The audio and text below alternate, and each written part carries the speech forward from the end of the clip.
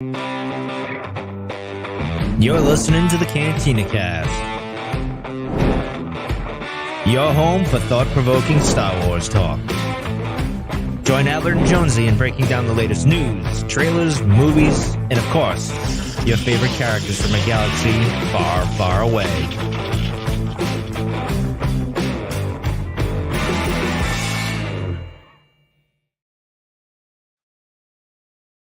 Hello, everyone, and welcome to the Cantina Cast.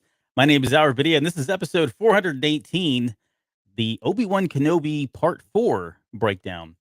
This is, we've got a lot to discuss for an episode that was only about 30 minutes after you cut out all the intros and the outros and the credits and all that out. It boils down to about a half of what I think what we've been seeing so far, but still quite a bit that was packed into this and a lot of discourse, of course, as always with this episode, just because it's Star Wars and people have varied opinions about what Star Wars is, and we're going to get into all of that. Hopefully, there'll be some things here too that you've not had a chance to really even think about. So we've done all the legwork for you and taken all the surprises out for you. So we're going to spoil just about everything. And speaking of spoiling everything, Jonesy's with us tonight. Jonesy, welcome to the show. How are you doing? I'm doing well. I don't know how to take that. It's spoiling everything. Well, you're Either going to spoil. a pariah or what? Well, I'm going to make you give all the spoilers. So that way, if anybody comes at us, because it's only been less than, 48 hours. Hey, if there's anything I've learned from the NFL, it's important to have a fall guy. But there's plenty of those. Yeah, for sure. Yeah. So how are you this evening? I am good. I am really anxious to talk about this episode because there were a number of things that I think have happened that we were anticipating, some things that have not or have not yet. And plenty of things to still discuss as far as what's next. Like I've got a lot of there's a lot of open-ended questions here by the end of this episode. So I'm excited. I really want to get into this. So I won't waste any of your time. I know you've got something that you want to share here. First off. Yeah, so we got an email just before we came on air from Steve, who's a Patreon member of ours and actually just joined Discord. So welcome, Steve. And so his email was, "Hey guys, I heard y'all mention some people don't like when you talk about the comic books. Please don't stop. I enjoy learning about what's happening in them. Plus, I can share what I learned from the Cantina Cast with my 14-year-old that loves comics and graphic novels." So thank you for the feedback. We don't plan on stopping comics, but they aren't as popular all the time. Not everybody gets into it, but there's no stopping us. No. But the fun part that I thought was on here was a random thought. Has Anakin as Vader ever tried to connect Qui-Gon using the Force? Keep up the great work as always. The podcast gets better with each episode, Steve. What do you think about that? That's why I wanted to bring it on. I thought I'd get your thoughts on this one because it is tangentially connected to Kenobi here, and it was kind of an interesting thought I hadn't really rolled around before. If it's Anakin pre-Darth Vader, pre-Revenge of the Sith, I would say no. Only because it felt like that was something that was kind of a lost way, right? I mean, Yoda had to learn it, and I don't know that it was widely known. Maybe he did hear about it in some way, but I don't know that he would have reached out to him with any looking for any kind of advice or guidance in some way. As Vader, though, I don't know. I mean, there's nothing that leads us to believe that, like from the comics and some of the other stuff there. He seems very super hyper focused on a couple things, right? And primarily finding Skywalker and a number of other things that are, again, not related to Qui-Gon. So, I mean, as Anakin, I think it would be cool. I don't know if that would be a kind of a cool story. I just don't know that he would have stumbled on it, but I'd be down with it. What do you think? As Vader, man, that would be really interesting if he was stewing over his hate and then tried to somehow contact Qui-Gon. I think the one thing that's interesting, though, is that I don't know that Anakin has ever really heard Qui-Gon, has he? I'm trying to remember back to like the Mortis episodes, and Obi-Wan saw Qui-Gon, but I don't think Anakin did he? No, Anakin did not. I mean, he would have known him just in the short time they were together in episode 1. Right. So I think while there was definitely I guess it was more Obi-Wan, though, was always thinking about the connection between Anakin and Qui-Gon, about what could have been rather than anything else that Anakin probably was thinking any more of. I think, if anything, he may have thought maybe he would be a disappointment to Qui-Gon or something like that. There wasn't a lot of wistfulness there. But, as Vader, I don't see a reason why he would reach out to him. But again, it might be interesting to see if that was It'd be interesting to kind of think through, but I'm guessing probably not, though. If anything, because Qui-Gon's been dead, and Anakin had really no idea you could reach out and touch the other side, so to speak. And so I would presume that Vader does not either. And Vader's too busy out there stalking everybody else. Yeah. Now, post Revenge of the Sith, post Return of the Jedi, I'm sure those guys are kicking back in a Force Ghost bar somewhere, throwing back brewskis, right? I mean, they probably have a good old time talking about stuff. Probably making fun of Obi-Wan. Yeah, such a prude. But yeah, I don't know that he would do that any time before then. But yeah, either way, you think about the conversations that Anakin would have with anybody, whether it be Ahsoka, Luke, Qui-Gon Jinn, Obi-Wan Kenobi, right? At any point, we always want to hear that. And I think that's why, just to kind of bring it back to Kenobi, we look at these episodes so far, and some of the more powerful moments have been just Vader's presence and hearing him speak and say things. And, it's just, we feel like we had 9 movies where it was all focused on him. Well, 6 anyways, technically, but they're always, it's always good to hear Vader or Anakin speak. And so that's what I think we're all kind of with bated breath and fingers crossed and toes crossed, waiting for that flashback moment where we're going to get some kind of training thing, or, a memory of some sort where they're both communing, which would be awesome. Right. Yeah. And a really interesting scene, this week's episode between Obi-Wan and Vader that can't wait to dive into a little bit too and see that. But before we get started, a special thank you to our Plus a Little Extra members on Discord, Mike, Borda, and Kathy. Appreciate it. For those that might not be aware, we have a Patreon at cantinacast.com/Patreon. So if you'd like to donate to the show, everything that you spend puts right back into the show, helps cover costs and all of that, as well as help the channel grow and all of that good stuff. And for folks who do our Plus a Little Extra tier or above, you get a special thank you on the air and a special thank you in the credits as well. And anything new that we are kicking around and thinking about doing, those would be the first folks that we reach out to and see what they think and kind of put it past them. So again, thank you to those Patreon subscribers, as well as all of our Patreon subscribers. We do really appreciate all of your support. Hey, and also before we go, we've got to show this. Did you check your mail to get this one yet? No, I didn't make it down in the mailbox, but I do have it sitting there for me. So this came in today. I think I posted on Twitter. Shadow of the Sith by Adam Christopher has officially come out. This is the ARCs. It is a very healthy book. It's very thick. That's a great way of putting it. Yeah, healthy. Yeah. Well, and it's funny because I think what he say there was like 600 pages originally in his manuscript before it got whittled down to what we got now. Right. I think this sucker came in at 480 something. Sorry, 468. Wow. Is the final page on that one. So nearly a 500-page Star Wars novel. So, and it just doesn't feel like it though. No, it's a quick read, and we still can't really say a whole lot. I'll just say I'm very excited to talk about this book. How about that? So get that when it comes out, June 28th. Yeah, but the good news is the embargo was pulled forward, so we'll be able to talk about it as early as next week. I think you're planning on doing a little spoiler-free review of it, huh? Yeah, the 14th is when we can do that. Is when we can actually start talking about the book. So we'll do something initially, and then we'll come back and do something a little bit longer, broader in terms of review and dissection. Exciting. An hour or a minute for every page. There you go. That's how we do things here. At least a minute per page. That's right. Minimum.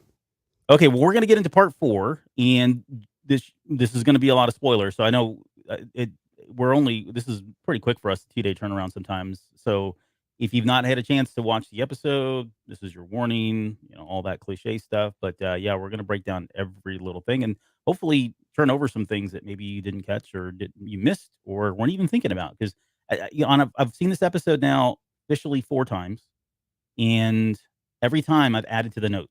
I keep adding to the show notes because there's like, oh crap, we got to talk about this, or I didn't think about that, or I interpreted a line a little bit differently. It did feel like, let's go. I'll turn it over to you first. So give me your initial thoughts. What were you, I guess, now that you've seen it a couple times, what do you think? I think this might actually be, from start to finish, kind of overall my favorite episode so far, to be honest with you. Mm-hmm. And I know that's a bit of I won't call that a hot take at all, but maybe a bit inconsistent with what a lot of people might think for the part 3, which I love part 3. Yeah. Especially for all the Vader stuff that we got. But I mean, this one had kind of a little bit of everything. It was kind of intense. I thought that Leia was so expressive, and I will eventually learn her name and actually remember it. It's Vivian something, right? Yeah. I'm terrible with names, so it's nothing against a kid or anything like that. I'm just awful with names. But I liked her performance, and I thought she was really good. I liked some of the expression that Reba had. You know, the way that Vader comes charging in. I mean, sure, there was a couple of scenes of silliness, but seeing Obi-Wan start to return to form was really, really cool. And especially seeing kind of where he ended up last part and into this one, to see him finally, when he does his little twirl, I couldn't help but just get excited about it. It just a return to the prequel, confidence of Obi-Wan Kenobi. And we've really seen this shift in the character. And I think this is where things will really start to pick up and really be all the more entertaining, but really intense though. And a bit of an unexpected surprise in the secured area of the facility. And so I ate it up every time. This is one of the one episode that I've been able to watch and not feel the necessity to kind of scroll through a couple of things just to get to the parts where a lot of this episode really felt like it was important and there were really things to it, even though there were some cliche things in there too. But I really enjoyed this one. How about you? Yeah, I enjoyed it quite a bit. I liked it with subsequent viewings more than I did the previous viewing. I still stand by. You had asked me the morning after whether or not what my To rank ranking them, was, yeah. and I had said that 3 was still my favorite so far, followed by excuse me, this one, and then 1 and 2, and I could probably go back and forth, but I'd say 2 then 1. But I still stand by that. I still think this is still my second favorite episode just because we got the Vader fight, and I know that sounds really testosterone filled, but I just enjoyed that part of it Well, really. something we've been waiting forever to Yeah, get. exactly. Being able to see that after 40 something years it was just too cool. Right. But yeah, the pacing. Well, let me just talk about that. The pacing seemed snappier in this one than the first 3, and I don't know whether that's psychosomatic or I was just in my head or what, but it did feel a little bit faster. And for an episode again that's only 32 minutes, I think, or maybe 30 after you cut all the Yeah. credits out. It did feel like there was still a lot. They were just moving right along very quickly through all of this, which I actually enjoyed. I think that's good feedback. It's not negative in any way. Right. I did enjoy as much as I posted something today. Who's it? Ash sent me a link to a Yahoo reviewer that said that we did the tired old, and I'm kind of paraphrasing, but the tired old rescue mission in Star Wars once again, right? That we'd seen this so many times, and we've seen it in Mando and blah blah blah. And then I'm starting thinking that's what Star Wars is. Like that is a staple of Star Wars. We've had it in just in every movie.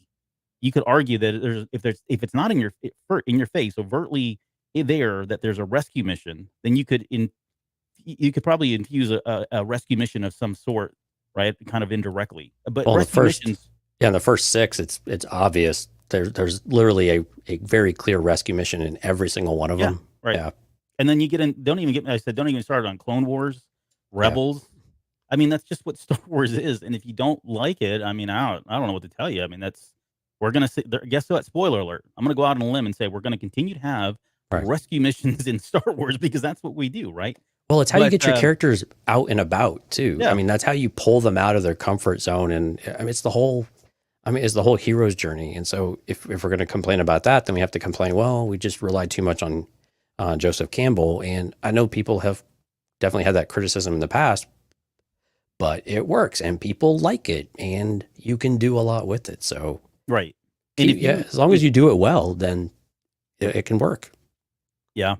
If you really are not into Star Wars rescue missions, I'm sure someone has an amazing, like Imperial accounts payable story that's just ready for you. And wasn't that in certain points of view? Certain point of view. Yeah, those stories right there. If you want diverse Star Wars storytelling, go take a look at those stories. Right. But no, seriously, I mean it is what we do. So from that perspective, we got our second rescue mission in only 4 episodes. Yeah, which was interesting and fun to watch. I did like with you. I enjoyed Kenobi coming around. Right, it seemed like he was progressively getting stronger and more comfortable. Still not there, like where we would expect him to be. He's not in his Clone War days, right? In the living the great years again. But we did see some improvements, so I think that bodes well. It kind of debunks my theory of hoping for an '80s montage with Survivor in the background. But you never know. We could still. You may need that little oomph to get over the hump, right. if you will. So Yeah. it could still happen. I'm still banking on that 80s montage. But yeah, it does look like he's coming around, getting better there. So all of that was good. I mean, I was on the edge of my seat this whole episode, honestly. It was really It was intense. pretty intense. At one point when I was watching it the very first night, I didn't realize that I was like gripping my hand really tightly. They start going numb. Yeah, no, I mean, I don't normally get like that, but for whatever reason, I don't know if it was just because I was tired or it was a little late or it was just this episode, but I was into it. I really was. Which scene was it? Was it the Leia about to be tortured scene? It was when they were walking. No, it was when they were walking out in the Little Rascals trench coat scene.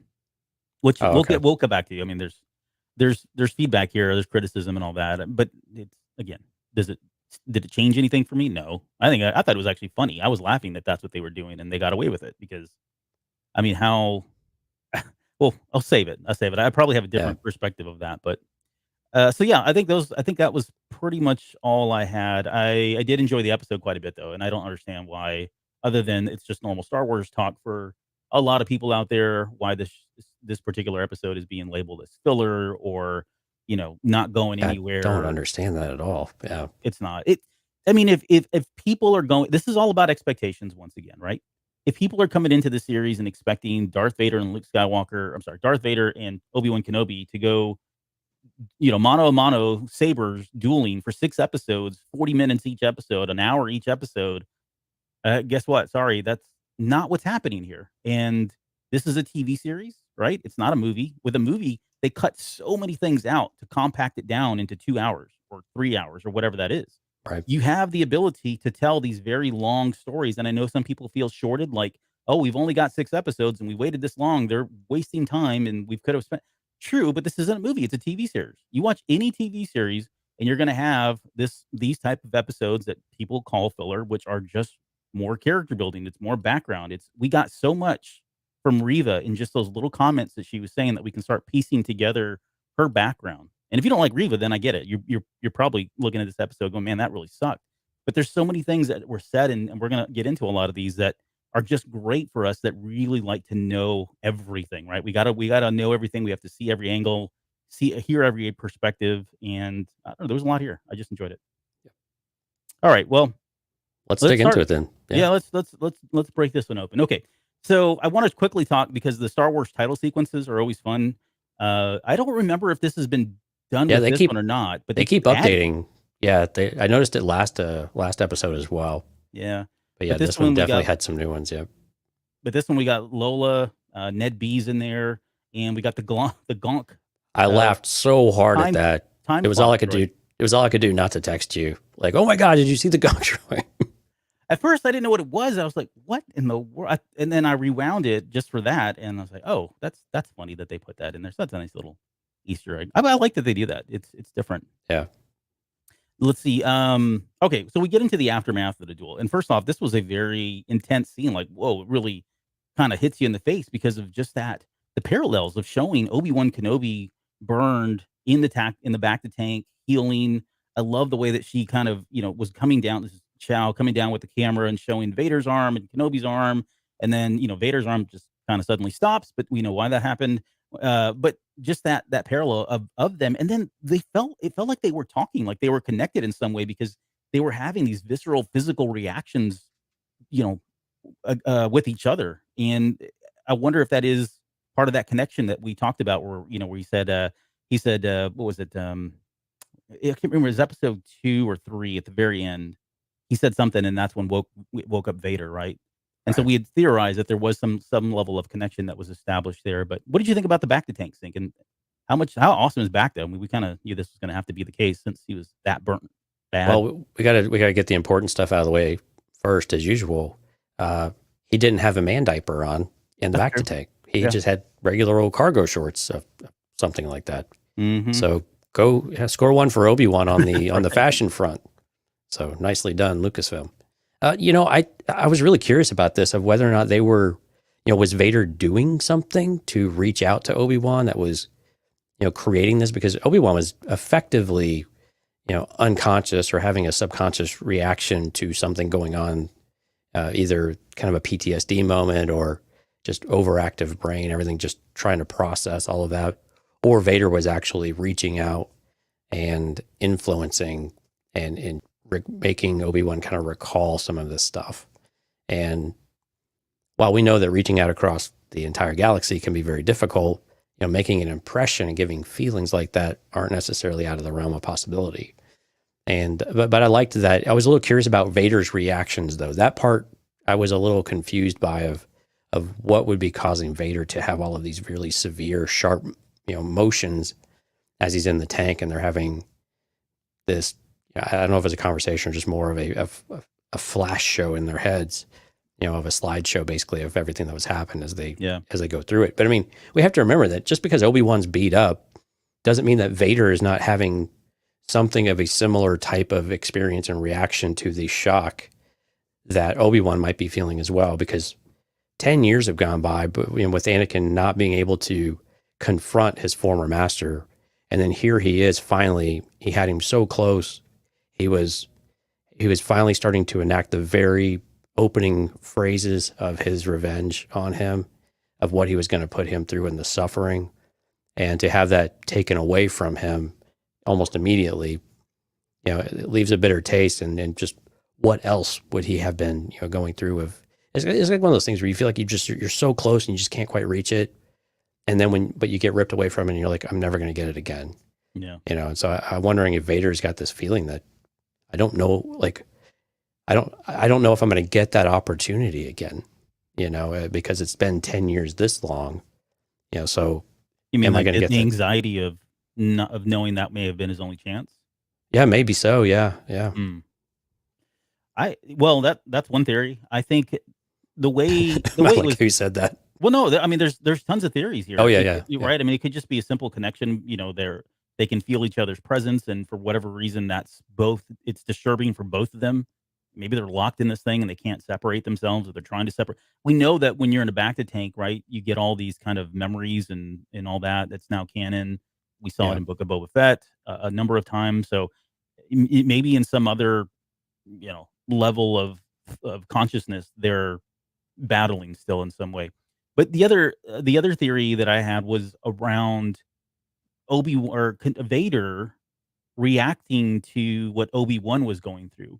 And I say that because it does feel like when you look at Obi-Wan, he almost looks like he's scared, like there's fear in him, right? And Vader seems to be feeding off of that. Like he's reacting to the fear. So it cuts from one, then it goes to the other. You see Obi-Wan jerk, and then Vader feels it. It's almost like it's a kind of a push and pull kind of thing. But either way, I think there is definitely some level of connection there. Otherwise, they're just both, having these lucid dreams, and they want to show them they're both kind of still reeling from that fight, and they're not really connected in some way.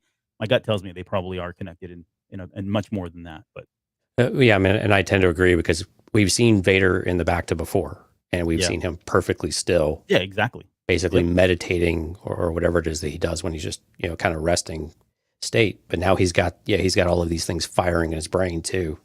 And it wouldn't surprise me if, there was some connection across the stars that's, causing some of these reactions. I'm just curious, who is one causing it versus the other, or is it just that electricity in and of itself and the connection between them historically is what they're reacting to individually, but from a shared connection of sorts. So it's kind of an interesting debate there about what it might be. I like there was a number of things that happened in this episode, so I'm going to call them out, that were just kind of throwbacks, or maybe they were nods to other Star Wars movies and quotes and stuff. But him coming out of the tank and going, "Where's Leia?" was like right in your face. Where's Rey? Right, from Finn in The Last Jedi. Which there's a lot of Force Awakens type of stuff in this exactly. Stuff, so, There was a lot of quotes, and I think I got most of them in here. But the one thing that's not clear to me, because we know Bacta works pretty quickly. We saw that with Mandalorian. I mean, he gave him that little spray, and he was up and running in just a few minutes, right there, maybe hours. I don't know how much time has passed here.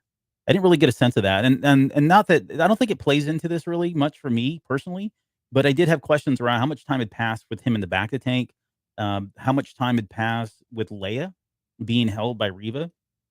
For me, it's depending on your perspective and depending on how you're looking at it, it could be anything from 5 to 8 hours to maybe a day or two. I don't have a good sense of that, and I got questions about what was happening. If it was longer than 8 hours or 10 hours, what was going on with Leia, because there was moments, and I don't want to jump ahead, but there were moments in there where she was just in a room, Right. and in that interrogation room, was she's in there? Was she in there the whole time?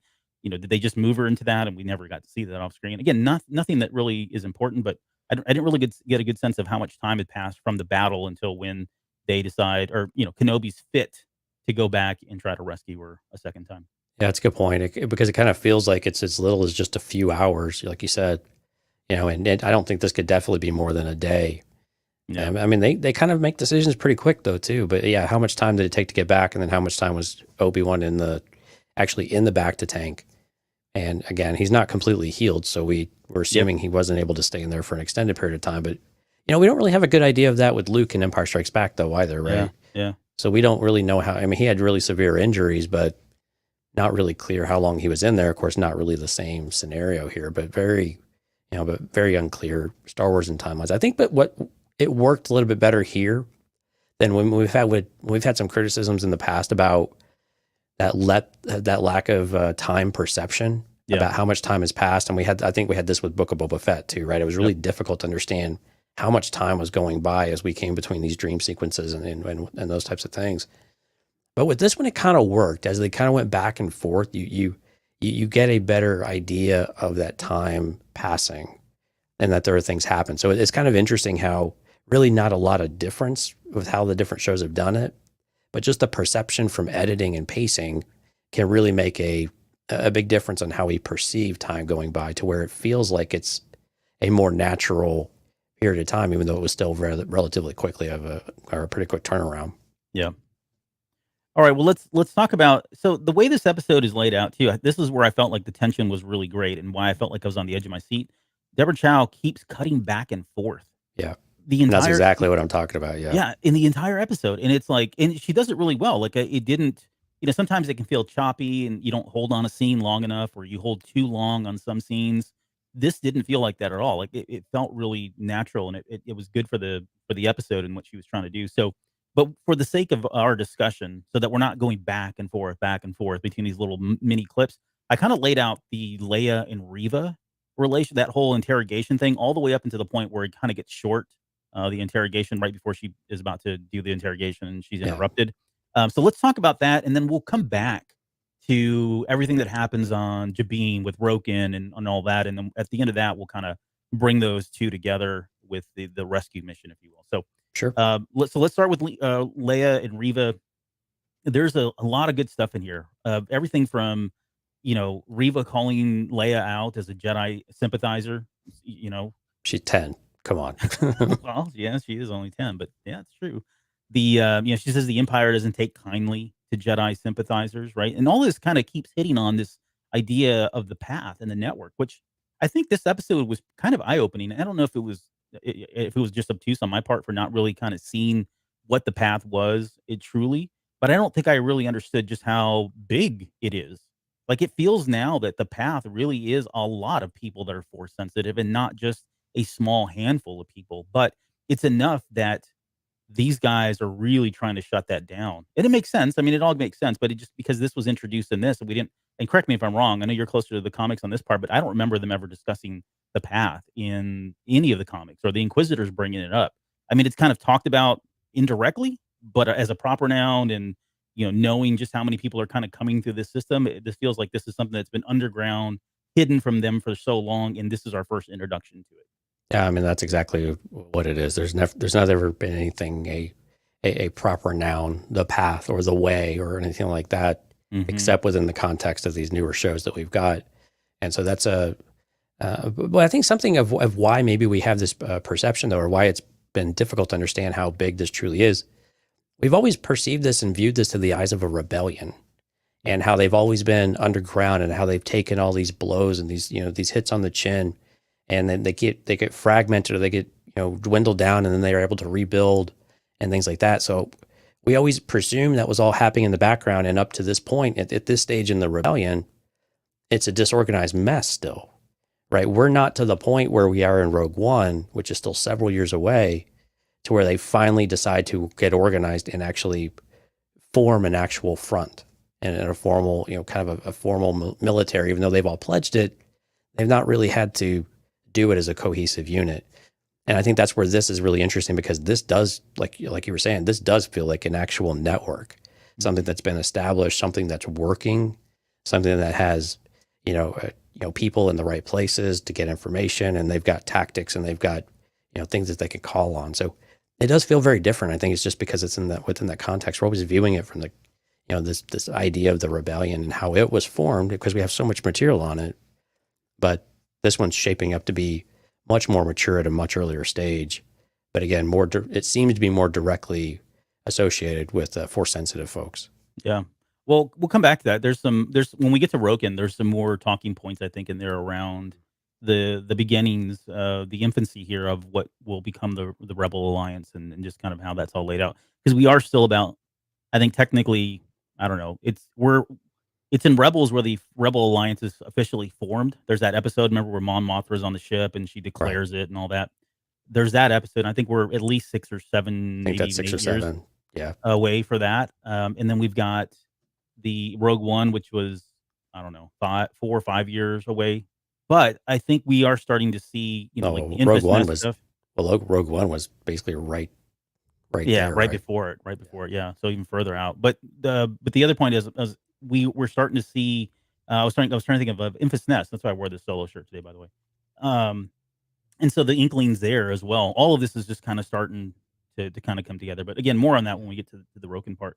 But we talked about this in the last episode about why wouldn't Vader just go ahead and call out Bail Organa, and for siding with the Jedi or being a Jedi sympathizer. And that question really comes a lot stronger in this episode, huh? Yeah, because especially at the very end, which I don't know, it kind of, to me, it feels like they painted themselves in a corner. But I'm giving them the benefit of the doubt, see if they can get themselves out of this. But there's, she declares, I'm the child of a senator. I'm protected is the word that she uses. And so that kind of hits directly on what we were talking about in the last episode, where for whatever reason, yes, I think Vader or Palpatine could go in and just start wiping out the senators, but he's not really trying to do that right now. And so, although I think it's a false sense of protection, I think if they really wanted to, they would just go out and wipe out these people. I think it does speak to the fact that they are at least trying to play within some kind of rules, or there's probably some guardrails there right now, at least, where they're trying to make peace with these high profile, very powerful individuals such as senators and leaders of nations, because they need those resources and they need those allies. And yeah, they could rule with an iron fist, but when you can make amends, or when you can make friendships and not have to deal with all that, sometimes that is a better route, even if you are the Dark Lord of the Force or the Empire. Well, and again, I'm kind of a little bit in a different perspective on that one, where I don't know that Palpatine sees an advantage, he would go to that route. But I don't know that with someone like Bail Organa, he's not going to rein that one in. They're not going to be political allies or on the same side of the fence, really, probably on anything, right? And so I think some of it's about, though, of Vader and the Inquisitors staying out of the Emperor's lane, and say anything politically motivated is the Emperor's arena. It is not ours unless we're given a job to go take care of that. We've learned our lesson from this already. We're not going to do this again, because we have been told, do not screw this up from the political arena. You are enforcers, basically. You're the muscle. You will do as you're told. Vader, it's your job to make sure that they follow through with that too. And by the way, you're on notice too. They're Vadery. So anyway, I think from that respect, I think Palpatine probably pays attention, but he might not care, and he might not think that there's a lot of things capable at this point. A little bit difficult. We don't really have a whole lot in this kind of 10-year range of saying, where does Palpatine, or where's the Rebel Alliance, and where is Palpatine's perspective on any kind of dissent in the Empire. And so the idea that we've been given, though, is that it's not a flare yet, and it might even not really even truly be a bit of a spark yet. Mm-hmm. And so it might not be on the radar necessarily to where they think that they've got to actually pay attention to it, because we know for a long time they just ignored it. Yeah. But again, there's when it comes to the Jedi, though, I think that's where things get messy, though, because, and I think you're right when you said they might be painting themselves into a bit of a corner, I think in a couple of different ways now. And I think this is exactly what this is that Bail Organa hired a Jedi or contacted a Jedi to go and save his daughter. And that Jedi responded. So he knew where he was. That's aiding and abetting a known criminal, right? And then he actually did it. So, I mean, why? I mean, she's a kid. So, I mean, that's kind of one excuse for some of this stuff. But, you know, why would they not pursue Bail Organa for this when now they've got very clear evidence that, you know, this is a thing? And I think at this point, you've almost got to bring Bail Organa and kind of answer that question, don't you? I have an answer to that, but I'm going to Okay. save it because it's at the very end. When we I'm get to going to forget the answer then. No, I've got it in my notes here. Oh, okay, great. Yeah, no, I've got it to talk about. So because I spent a lot of time in the last 2 days thinking about this. Now it's starting to really not necessarily bother me, but it's starting to consume me. As crazy as that may sound. Okay, let's. There's that line of "Nobody's coming for you" that was kind of echoed by Flea in that second episode. He's like, "Nobody's coming for you." That was my Flea impression. Thank you. And That was quite good, actually. Thank you. So we saw that twice. Reba, we learned that she knows about the network and she knows about the past. We hear that they've knocked out 2 safe houses already. So it sounds like, yeah, they're making some progress there. And she's now using, so the motive behind Leia's abduction has changed just slightly, right? First, Right. it was to pull out Kenobi, and that was done. Objective, they checked the box. Although Kenobi got away, they still got him out. Now they have her, and now they're using her to smoke out the paths and the network, and they want to, mine her for information, almost literally Right. about what she could know because because Reva ran into that safe house and saw the Jedi symbol on there. That's changed the objective here just slightly, but I think it's still both, right? I think it's still we want Kenobi, and now we know that you guys are probably harboring information about the network, and so therefore, we're going to use her and Kenobi to get all of this Right. together. But let's talk about the mind probe too, because this is typical Leia, right? She's been, or Rey Skywalker, whoever, but she's very resistant to the mind probe. And Vader makes that comment. I know there's been some discussion. I saw it on Reddit. Some people were talking about whether that was kind of alluding to Vader knowing that she's been through this before and she's not going to give up any information. Maybe, maybe not. I would imagine if he's got some kind of history there and he knows, because he's like, I told you. So it sounds like, yeah, he did it before. Maybe this is the instance. Maybe it's later on. We really don't know for sure. What did you think? Do you think that the direct callback or direct tie-in to that comment he makes in A New Hope? No, but I think it was a nice call back to it. Because if we remember in A New Hope, I think the actual line is that her resistance to the mind probe is considerable, right? Or impressive, something like that. And so I think that was very much a unexpected event for Vader, that he was surprised that she was able to resist it, for whatever reason. And so, and again, that was a droid too, right? So that was pumping chemicals into you and products in order to try to get you to talk and loosen up, right? So a little bit different than just a mind probe from the Force, I think. And again, it's very unclear, and it seems unlikely that Reva will share what the event have happened in this interrogation with Vader, because Vader doesn't really give a lot of opportunity for discussion, right? I mean, he marches in and starts force choking people. Right. And if you're able to squeak something out, maybe you'll get a word in to try to dial that back a little bit. But while I think it was a nice call back to all of that, I don't think there's any direct connection between those two events. Okay. No, I think I'm with you on that one, to be honest. The other thing that I want to highlight is when she makes that comment about Leia, as she says, "Is this a staring contest?" I couldn't help but think of who talks first with Kylo Ren. And Poe at the very beginning in The Force Awakens. I thought that was kind of funny. Well, it was great though. If you watch Leia, she actually does lean in just a little bit like Rey does, right? Mm-hmm. Which I thought was really great. You can actually see her pushing back on her face and also with her body language too.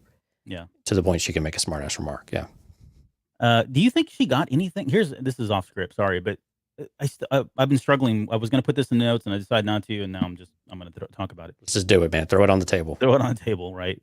But I'm struggling to think whether or not, or I guess I'm wondering whether or not she was able to get anything Because like you said, she doesn't have to tell Vader that she did this. But if she came across other information, maybe she wasn't able to get information on the path because Leia was blocking her from that, but she uncovers other information. And here's where I've been thinking about this. Remember, I was trying to tell you, like, how do I get? I want to get. I want to force Reva back to Tatooine just to make that line stick about next time Owen, right? Right.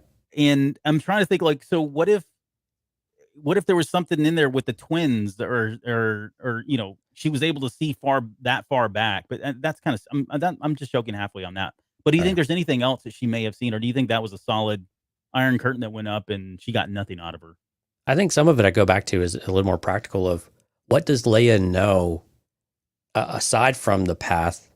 What else does she really know that it would be useful for the Inquisitors? I mean, I think that's maybe the more obvious question is what does she know? And it doesn't seem like they really include her in a lot of political discussions or anything like that on Alderaan. And while she's training to be going through the Senate and all of that, again, it seems like she's on more or less the straight and narrow path rather than, being raised to be a rebel from day one. Mm-hmm. And so when we think back about what she knows, I think it's actually pretty well limited. And so I don't know that there's a lot to go and do. And we haven't seen where maybe Kylo Ren, well, we don't know if Kylo Ren was lying or not, but Kylo Ren said that he was able to see Rey's parents and get that kind of information, right? But we don't really know if that was 100% true. Certainly it didn't seem like it at all. But in this case, is Reva strong enough to be able to do anything to that extent? Or is that even possible by trying to read minds? How much is it? We know the Inquisitors aren't as strong as like a Vader or someone, or maybe even like a Kylo Ren. So to me, it doesn't make sense that she would even have the ability to extract more than maybe what was right there kind of in the surface, or more the, what you can actively think of and start to pull from the subconscious, if you will, like we would see, like what we heard from Luke when, or from Leia rather, when she's remembering her mother and then that kind of thing back in Return of the Jedi. So, not to spoil anything, So, and I no. promise. Okay, so no. Great. Next question. Not to spoil anything, but there may be a book coming out. I'm not going to say which book, but there could be a book coming out very soon that has a lot of information about whether or not Kylo Ren was telling the truth about her parents. Definitive information. I guess I should finish reading said book. I don't know. Maybe. We'll see, though. It's just a hunch I have. Okay. Just a hunch, huh? Just a hunch. All right. So in this interrogation, we get a lot of information around Reva, and she rattles off a number of things here. She says the braver you seem, the more afraid you are. Yeah. I hear that and I think Jedi, right? The Jedi are supposed to be brave, but did they, and kind of like we were theorizing, did one of them have a moment of fear, or did fear creep in to the point where they, went from selfless to selfish and saved their own tail and left Reva and others to be, defend for themselves at some point? Right. There's think about Kanan as well. What Kanan went through when Order 66 happened, and some of his recollections from Rebels too about what happened afterwards. Mm-hmm. You start to think that, like, I know I should be brave, but there's just so far a young person can bring themselves to actually be brave before you start making concessions. Yeah. Yep. She says that she owned a droid at some point. Yeah, that's curious. I don't know that we'll get anything on that. I mean, we don't have to. Like, I don't think we need to. I think it's really, right now at least, it just, there's a possession there. Like, she felt like she had something that belonged to her, and that was taken away as well, right? Yeah, and it's unclear if that was her family or if that was her Jedi family too, right? Yeah, exactly. We don't know which one it was. Yeah, because I don't really know of any Jedi that had actual dedicated droids that weren't part of their ship. Yeah, or anything like that. R2 was a pretty exceptional case, I think. Mm-hmm. And R4. Awful. Well, but he was part of the ship. Oh, I know. I was just making a joke. Awful. He died. Spoiler alerts. Didn't see a body. She says that she was alone for some time. Reva was alone for an extended period of time. She tells her once again, they're not coming for you. She goes, these people, they'll leave you to die. Yeah. These people meaning the Jedi again? Kind of felt like that, didn't it? Yeah. There's, I I mean, I don't know who else it would be other than, I don't think she's speaking about there's like the rebels or the people that are helping the Jedi. I don't think Yeah, that's any what kind it of is. resistance. Yeah, because at I that think, time it would have been.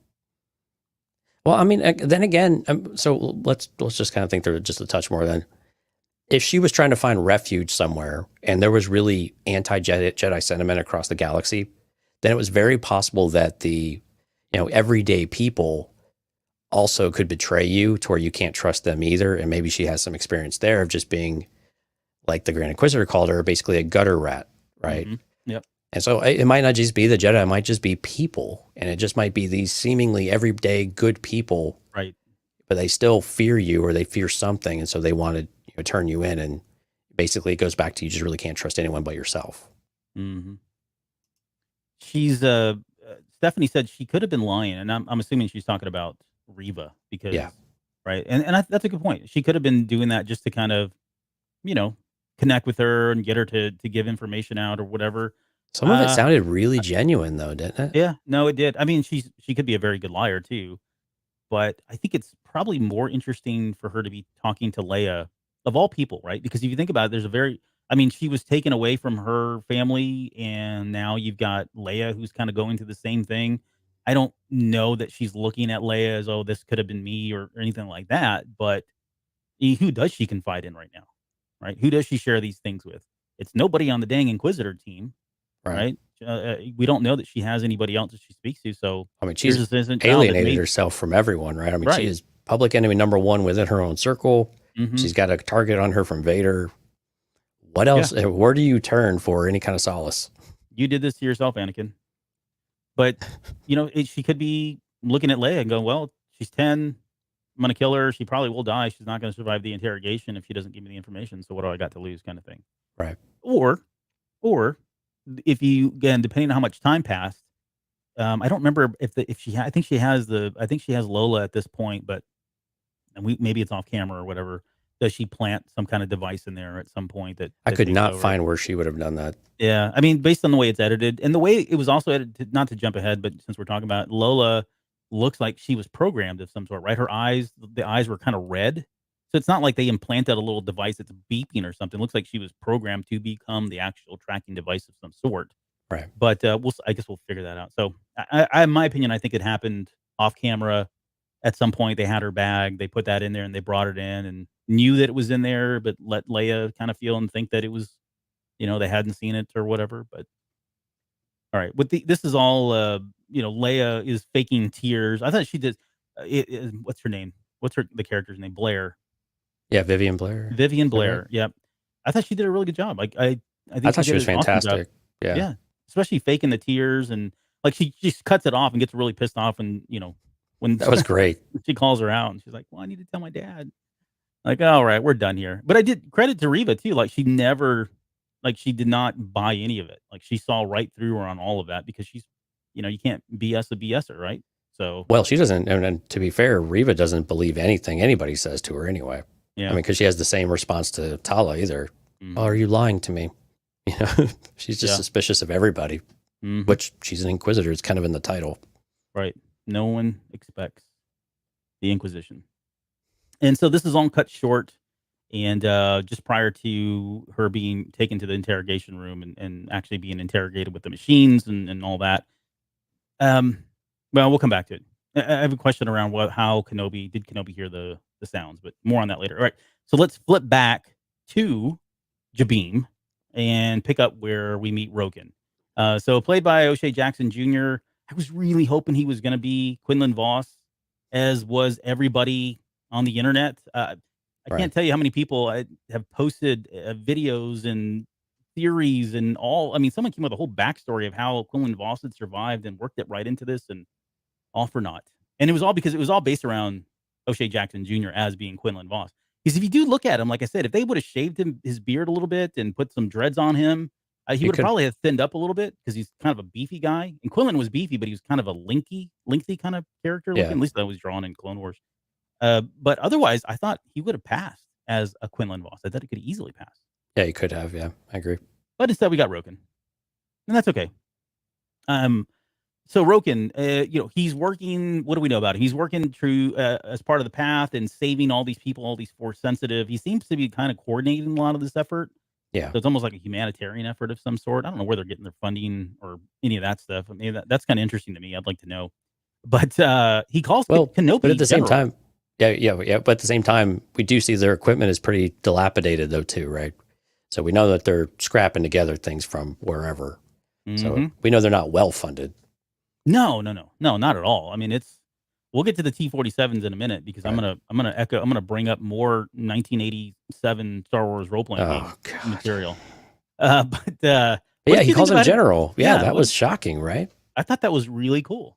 Yeah, because, I thought it was too. Someone remembers them. Like someone remembers that's Kenobi. He's a general. I'm going to acknowledge him by his rank. But why? I guess, but why? Because I mean, how old is Rogan? Rogan doesn't seem quite old enough to have fought in the Clone Wars. He would have been pretty young. He would have been like 10. Like I'm figuring like a Padawan age, right? 10 right, years but old, and again, what would he have been? Right, because they had a clone army. They did have non-clone officers in some way, but he would be too young for that. So I mean, he could have been a cadet, or something around, something in that area. But it was really interesting to call him General, though. I liked it. I thought it was really cool because, I mean, while Obi-Wan didn't really react much to it, I think he was going to. Sorry. I thought he would too. Yeah. I was a little disappointed we didn't get at least just a kind of an eye blink or something. But I think it did resonate with him that all of a sudden he's back in the fight. But what was ironic about it was that he doesn't want to be part of that fight, right? Or this fight, but, and they're not soldiers, but here you are calling a general, and he's basically trying to conscript soldiers. So it was a bit, the irony was a bit amusing in that regard. Well, and one of the themes here is just that I wouldn't call it a trope, but we've seen this time and time again in Star Wars and in other movies as well. When there's a war, sometimes the war comes to your doorstep and you have no choice but to get pulled into it. And this is exactly what was going on here. He was resistant to joining, but by the end of it, I think the bed's been laid. I think he realizes, and I think we're going to see that when we theorize about what comes next. He's in this. He's a lifer now, right? Whether he wants to be it or not, he's crossed the line and he made that commitment. Well, and he had to be really called out, and you had to get that backstory from him in order to finally understand that, because he had a pretty clear line. We're just trying to help people. We are not trying to fight. Yeah, and we're not trying to do this. But until Obi-Wan makes it very clear, though, that, like you just said, basically it's going to find you. If you do this, you're already involved. I mean, you are already what you say you don't want to be. Yeah. You just don't know it yet, or you've just not accepted that to yourself yet. And that he would turn his back on an individual, although he doesn't know that Leia is force sensitive.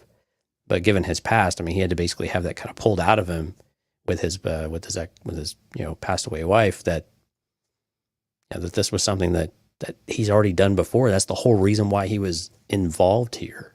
Yep. And that he does understand what the Empire can do, and he knows that they're not above doing it to a little girl or to a child in general, right?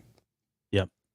And clearly they're okay with doing it to a child, because I mean, even though Reba seemed to be hesitating a bit, and I think I kind of question whether she actually wanted to do it, we do see that they're fully capable and they will follow through. Anyway, didn't mean to jump. No. But we can jump back to Rogan here. Well, we're gonna get into him, but so I was gonna say where we discussed this the most was during the Bad Batch, right? Of post, Order 66 and the Galactic Empire now being in power, and all this was just kind of changing the landscape of the galaxy in a lot of different ways, and many people were getting pulled into the war for a lot of reasons. Well, even guys like Cut and some of those as well, right? Yeah. Yeah. And I think at the time we made the parallel to Episode 1 and the Gungans, right? They were the isolationists, where no, it's not our war. We're going to stay out of this. And Obi-Wan of all people and Qui-Gon come to them and give them that speech about, hey, you have to understand that you got a symbiotic relationship, and what happens to one is going to happen to the other. Shades of that are happening here, and it happens throughout a lot of Star Wars post. Same story with Luke, right? Yep. That's how Luke got involved. Yeah. Yep. They burned his family. What are you wearing? Are you wearing the Amber Ruse dark coffee? Amber Ruse dark roast. Did it have a picture on the back? Yeah, it does. Okay. It's got the logo, and I think it says a robust body with a smoky aroma or something like that. That sounds like a good coffee. Yeah, it does. How do you take your Owen? How do you take your Owens? Straight How do you black. take your Lars? Black. Yeah. Okay. Oh, so let's talk about Rogan's backstory.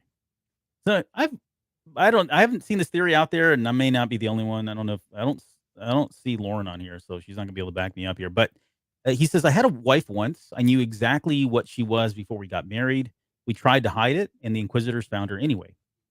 So on the surface, I think somebody would look at this and go, they took her away. But okay, so she's an older person, first off, right? She's not a youngling when she was taken away. Right. But what do you think about this being Reba? Oh man. Had you considered that?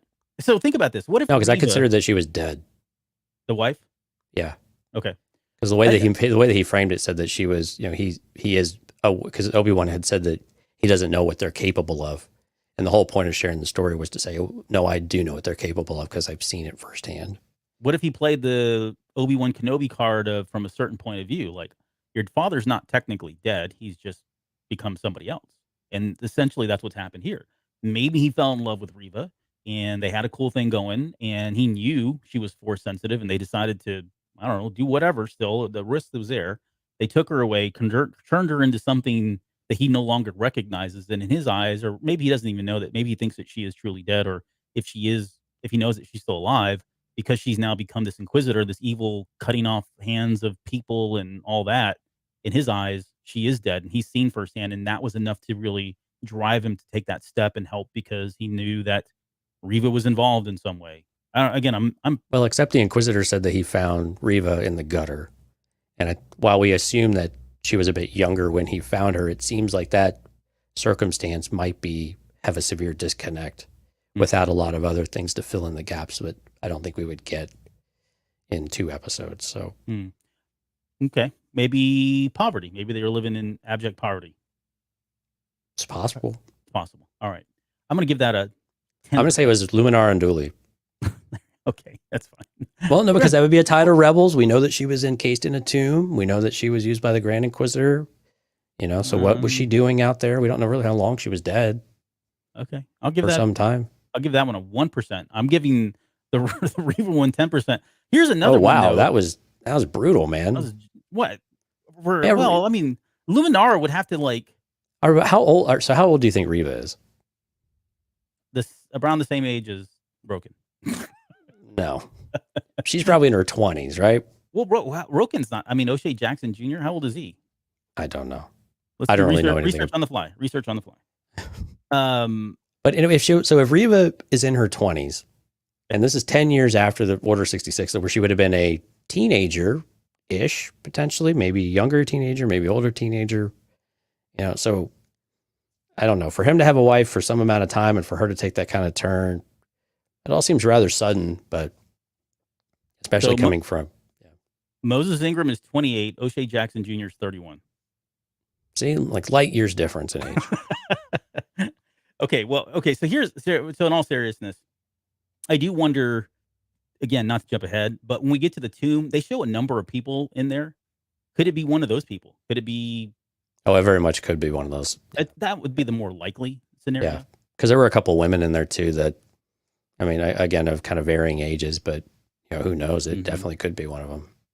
I don't know that we'll ever know one way or the other either, right? Because I don't see them going back in this series, at least, and identifying the people that are in the tomb in any way. So, maybe we'll never know. Maybe we will. I think, it wouldn't surprise me if we got a few names over time. Unless it's Reba, and then I think we're definitely going to find out. So, at the very least, we'll be able to cross one name off the list. 10% is That's what right. I'm going with. Okay, so let's Wade. Let's talk about Wade. No, I'm kidding. We're not going to talk about Wade.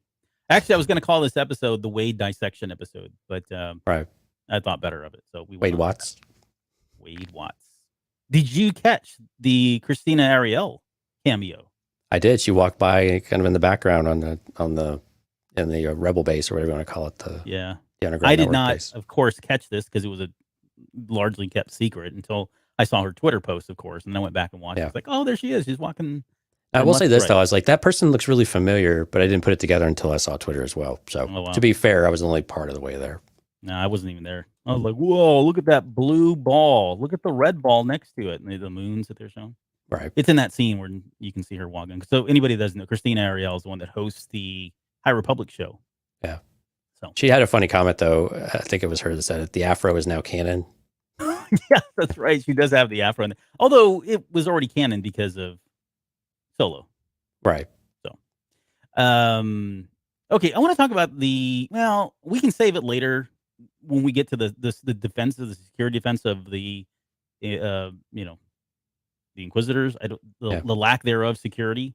Fear will keep everyone away from it, I guess. Yeah, I guess that's what they were going for here. The Empire relies a lot on just fear rather than practical type of right. things. Common sense sometimes. Right. Well, it's like that. It's his overconfidence, right? That's his weakness. So he's confident that everything he's doing is proceeding as planned. I have this next part listed as the junk will do, because those T-47s are pieces of crap. And back to the 87 role-playing game, this is actually discussed in there when you look at the source book. It's either the source book or the Rebel Alliance source book. I forget which one it is, but there's an entry on the T-47s and just how these things are pieces of junk. And it was funny that they talked about these were being used for like what was it, trash or garbage or something, to tow away garbage. Yeah, but the way it speaks to how thrifty these people are, and I don't want to call them the rebels just yet, right? But they are able to take whatever they can and they readjust it and they add more, retrofit it. They retrofit it with more armor plating, and that's why they look. I don't know if you noticed, they do look a little different. They look a little skimpier than the ones. Yeah, they're a little stubbier too. Yeah, mm-hmm. Yeah, they don't have the longer extensions on the front and some of that, but definitely the structure's there though. The structure's there. Later on, they would upgrade those, of course, make the modifications, and then they had to weatherproof them so that they could be used on Hoth as well. So, whatever. Got to keep evolving it, yeah. Well, it's that old saying: you drive it until the wheels fall off. And right. It's exactly what they're doing with most of their equipment. So Tala then agrees to take Obi-Wan. She kind of steps forward, which I thought was a good. I really like her character. I like where Tala's going. She's very complex. I hope she stays with us throughout all of this. I hope she doesn't die. That's the one thing I really thought her scenes were numbered here in this one. Mm-hmm. Really did. Yeah, we'll get to that here because she's pretty brave, pretty bold. That would have been more impactful than Wade. Having her die instead of Wade? Yeah. Wade. It's going to be a meme someday if it's not already. I'm sure it will be. That'd be a weaker meme, but yeah, maybe. I don't underestimate the power of the internet and social media. True. They can turn anything into something or nothing into something. So they're headed out to Nur. We got inklings of Obi-Wan trying to use the Force for the first time, or trying to do. It was his communicator, I think, is what he was trying to pull towards him. Yeah, he was. Yeah. And so that was kind of cool. It looks like he again still struggling, but you couple that with where he is by the very end of this the breakout, and him holding back all the water and all that. I mean, he comes a long way pretty quickly here. And he stops thinking. He just starts doing at that point. Yeah.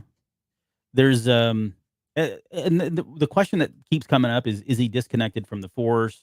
There was Christina Baver, I think, chimed in on this and said that. Oh no, it was Kelly Knox chimed in and said that it was more about him being disconnected from himself. Yeah, it's a mental block. Yeah, it's more of a mental block than anything else. Right. Tala makes that comment about your body's not the only thing that needs to heal, Ben, which I thought was pretty deep. And that he's still thinking about the events of Order 66, still thinking about the past, living in the past, living with the, everything that happened, with just the shock realization that Anakin is still alive and he's now become some horrible fiend, more machine than man and more evil, right? Yeah, and they talk about, forgetting, and Obi-Wan's like, it can't be so easily forgotten. Mm-hmm. And, Tala comes back and says, but some things need to be. And maybe not forgotten, but you've got to just move forward and accept that, what happened, so that you can move forward and you can at least get over it. And I don't think there was any forgetting any of the events that Obi-Wan went through. And clearly he never does, right? Yeah. I mean, it's really traumatic in so many different ways, but, but it's important. It's an important lesson though, of if you don't, you will literally die like this in some way. You will not be your best. You cannot do anything for other people unless you take care of yourself. Mm-hmm. And of course, we've heard this so many times over the last couple of years, right? Self-care and understanding yourself a little bit better so you can make better decisions, you know, and he's not going to, and he can't get out of his own head, and it's just not going to work if he can't do that. But sometimes you need that tough love, you know. And I'm kind of wondering, you know, do you think Tala might be a little sweet on Obi-Wan? I was thinking about that. I mean, like, you know, I'm all down ship for somebody, shipping everybody, but I'm starting to see, like, especially the way she looks at him. I mean, there were a couple scenes that definitely looked like she was looking at him a little bit differently than just, we need to go save his kid. You know? Yeah. There's at least a personal, emotional connection of some sort, and it's hard to say where that's manifesting just yet. But when the way she's looking at him, when, you know, he's holding on at the very, very beginning of the episode, and she's nurturing him, right? And that's her job, and I get it. I'm not saying anything there, but it's just the way she looks at him from that point on, like she connects with him, and I don't know. We'll see if that really kind of. It was really whenever she volunteered to take him. I think it was the moment I think I had noticed something. Yeah. You know, because she kind of did, and then she had this like awkward moment afterwards, like, oh, did I just say all that? Yeah, my stupid heart spoke. But going back to what going back to Obi-Wan Kenobi and having to get past the past, if you will, there's just quickly, we talked about this. Yeah, well, we've talked about this with Star Wars fandom, but the stages of grief. Yeah. Right. Denial, anger, then bargaining, depression, and acceptance. Right. And he's somewhere in this bargaining depression piece. He's somewhere in that which is on the up. He's on the up. But he never gets it. It's not until he gets to the acceptance piece of it that is what she's kind of speaking to, probably, you know, from a more scientific approach to all of it. Right. And we had it when he came out of the back and he says, "Where's Leia?" I mean, you start to feel like there was a shift in that moment where he is starting to think for someone else and let go of some of that self-centered type of feelings, right? All of a sudden, that caring side of Obi-Wan seems to be coming out. And I think that really came across, I mean, especially at the very end, but we actually see this throughout the episode where, especially when they're reunited and really all the way leading up to find Leia, you can really just sense like this is a different Obi-Wan Kenobi now. And it was in that moment, like when he asked about her, you could just, there was just something different about it that, you know, he didn't care about himself. He needs to go take care of this kid because not only is it what he needs to do to protect the galaxy and do what he said he would do, you know, what he would do for his friend, but he's actually starting to care for her as well. And this is really going to be important, I think, as we, you know, get later on and some of the scenes that we have in A New Hope with how Leia reacts to, you know, Ben Kenobi start to make a lot more sense. So how do you feel about, I mean, I like the idea that he pulls himself out, but I also was kind of liking the idea that he was going to have a pep talk from somebody like Qui-Gon Jinn. I think Qui-Gon Jinn is still going to happen, but maybe it is going to be just kind of like the reward for all of this, that he becomes so connected to the Force again that he's able to talk to Qui-Gon Jinn for the first time or once again, and he's not been able to so long because he's been self-loathing for so long, you know. But how do you feel about either way, you know, whether or not we get, or I guess, how do you feel about him pulling himself out of this? Or do you think he's only going to get so far and he still needs somebody like a Qui-Gon Jinn to get him get him the rest of the way? Well, see, I think it was important for him to pull himself out of this. And I think we've talked about that a couple of times now where you really, the Jedi have this thing, if you got to do a certain amount of this for yourself before you can move on, because otherwise you will, I don't know, you'll kind of end up like an Anakin of sorts, right? You don't learn enough, you don't grow enough to where you can't really finally achieve the things you're supposed to. And then you start moving on and all the flaws, all the cracks are there and you don't know how to handle them properly. So with Qui-Gon, I very much have started to feel like now, I still think that there's a good chance that we get Qui-Gon, but now it's starting to feel more like an epilogue type of thing at the very end. Yeah. And again, maybe not a reward, may not be how I phrase it, but something of, he's finally ready. And I think that's maybe what I said a couple of weeks ago, is that he's finally going to be ready. And that's when the training can begin. And that's when we'll get that moment. Yep. I'm with you. I still like that. I still like the fact that this is going to, you know, we would have potentially see him there at the very end. All right. So they get to the fortress. Whoa, hold on. You think we're going to see him or just hear him? Oh, we talked about this. I think we're going to see him. Okay. Oh, that's right. Because I think we'll just hear him. Yeah. Okay, cool.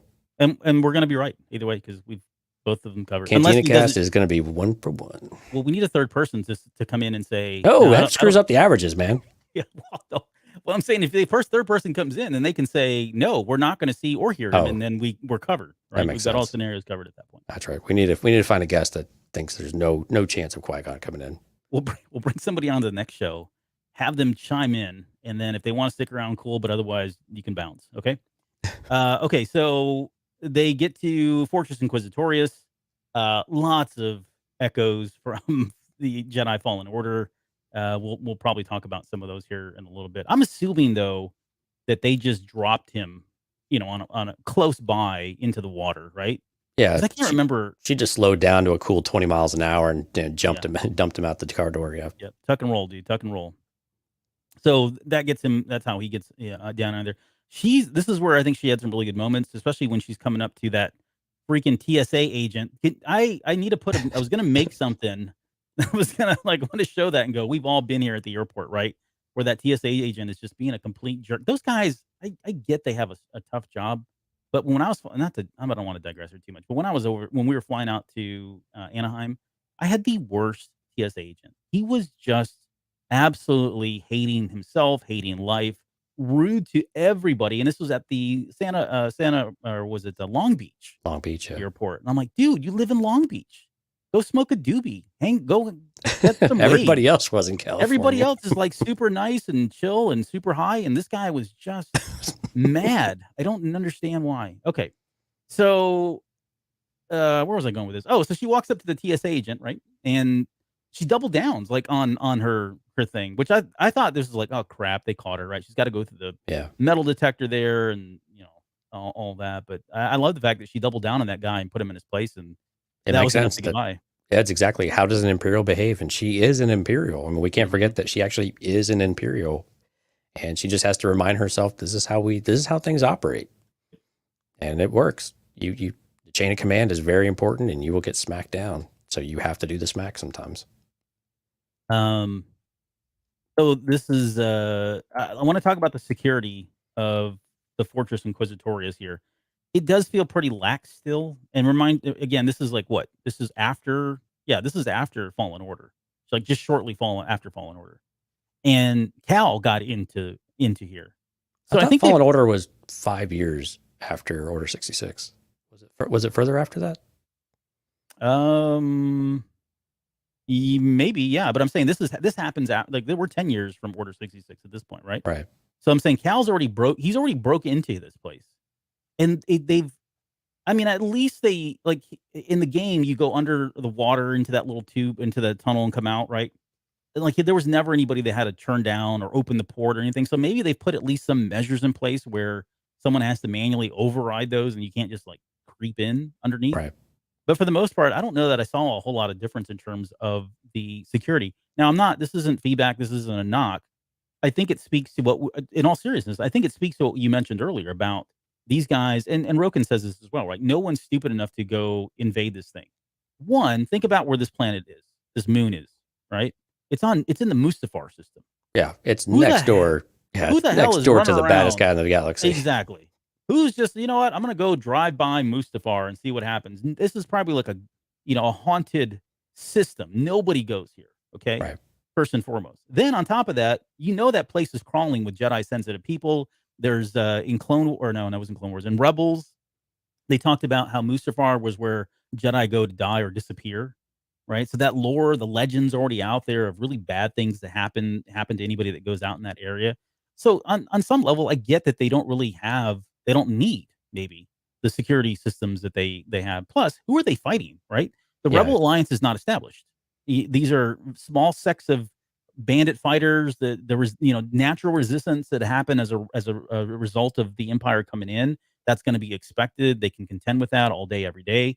But they're not fighting raids of ships coming in or any of that stuff. So yeah, they got a battalion or what do you call them? I don't know what the term is for TIE fighters. But they've got some hanging there in the hangar, right? So they have those, but those squad, something like that. Yeah, right. So those were other things. So I guess what I'm saying is, I'm not really hung up on the fact that they were able to get in so easily, that they were able to move around as easily, and I'm using air quotes because it did seem like at least the seeker droids were there, and It seemed when I saw that grid, there was tons of little red dots. So they had these things all over the place. Right. But and then it doesn't.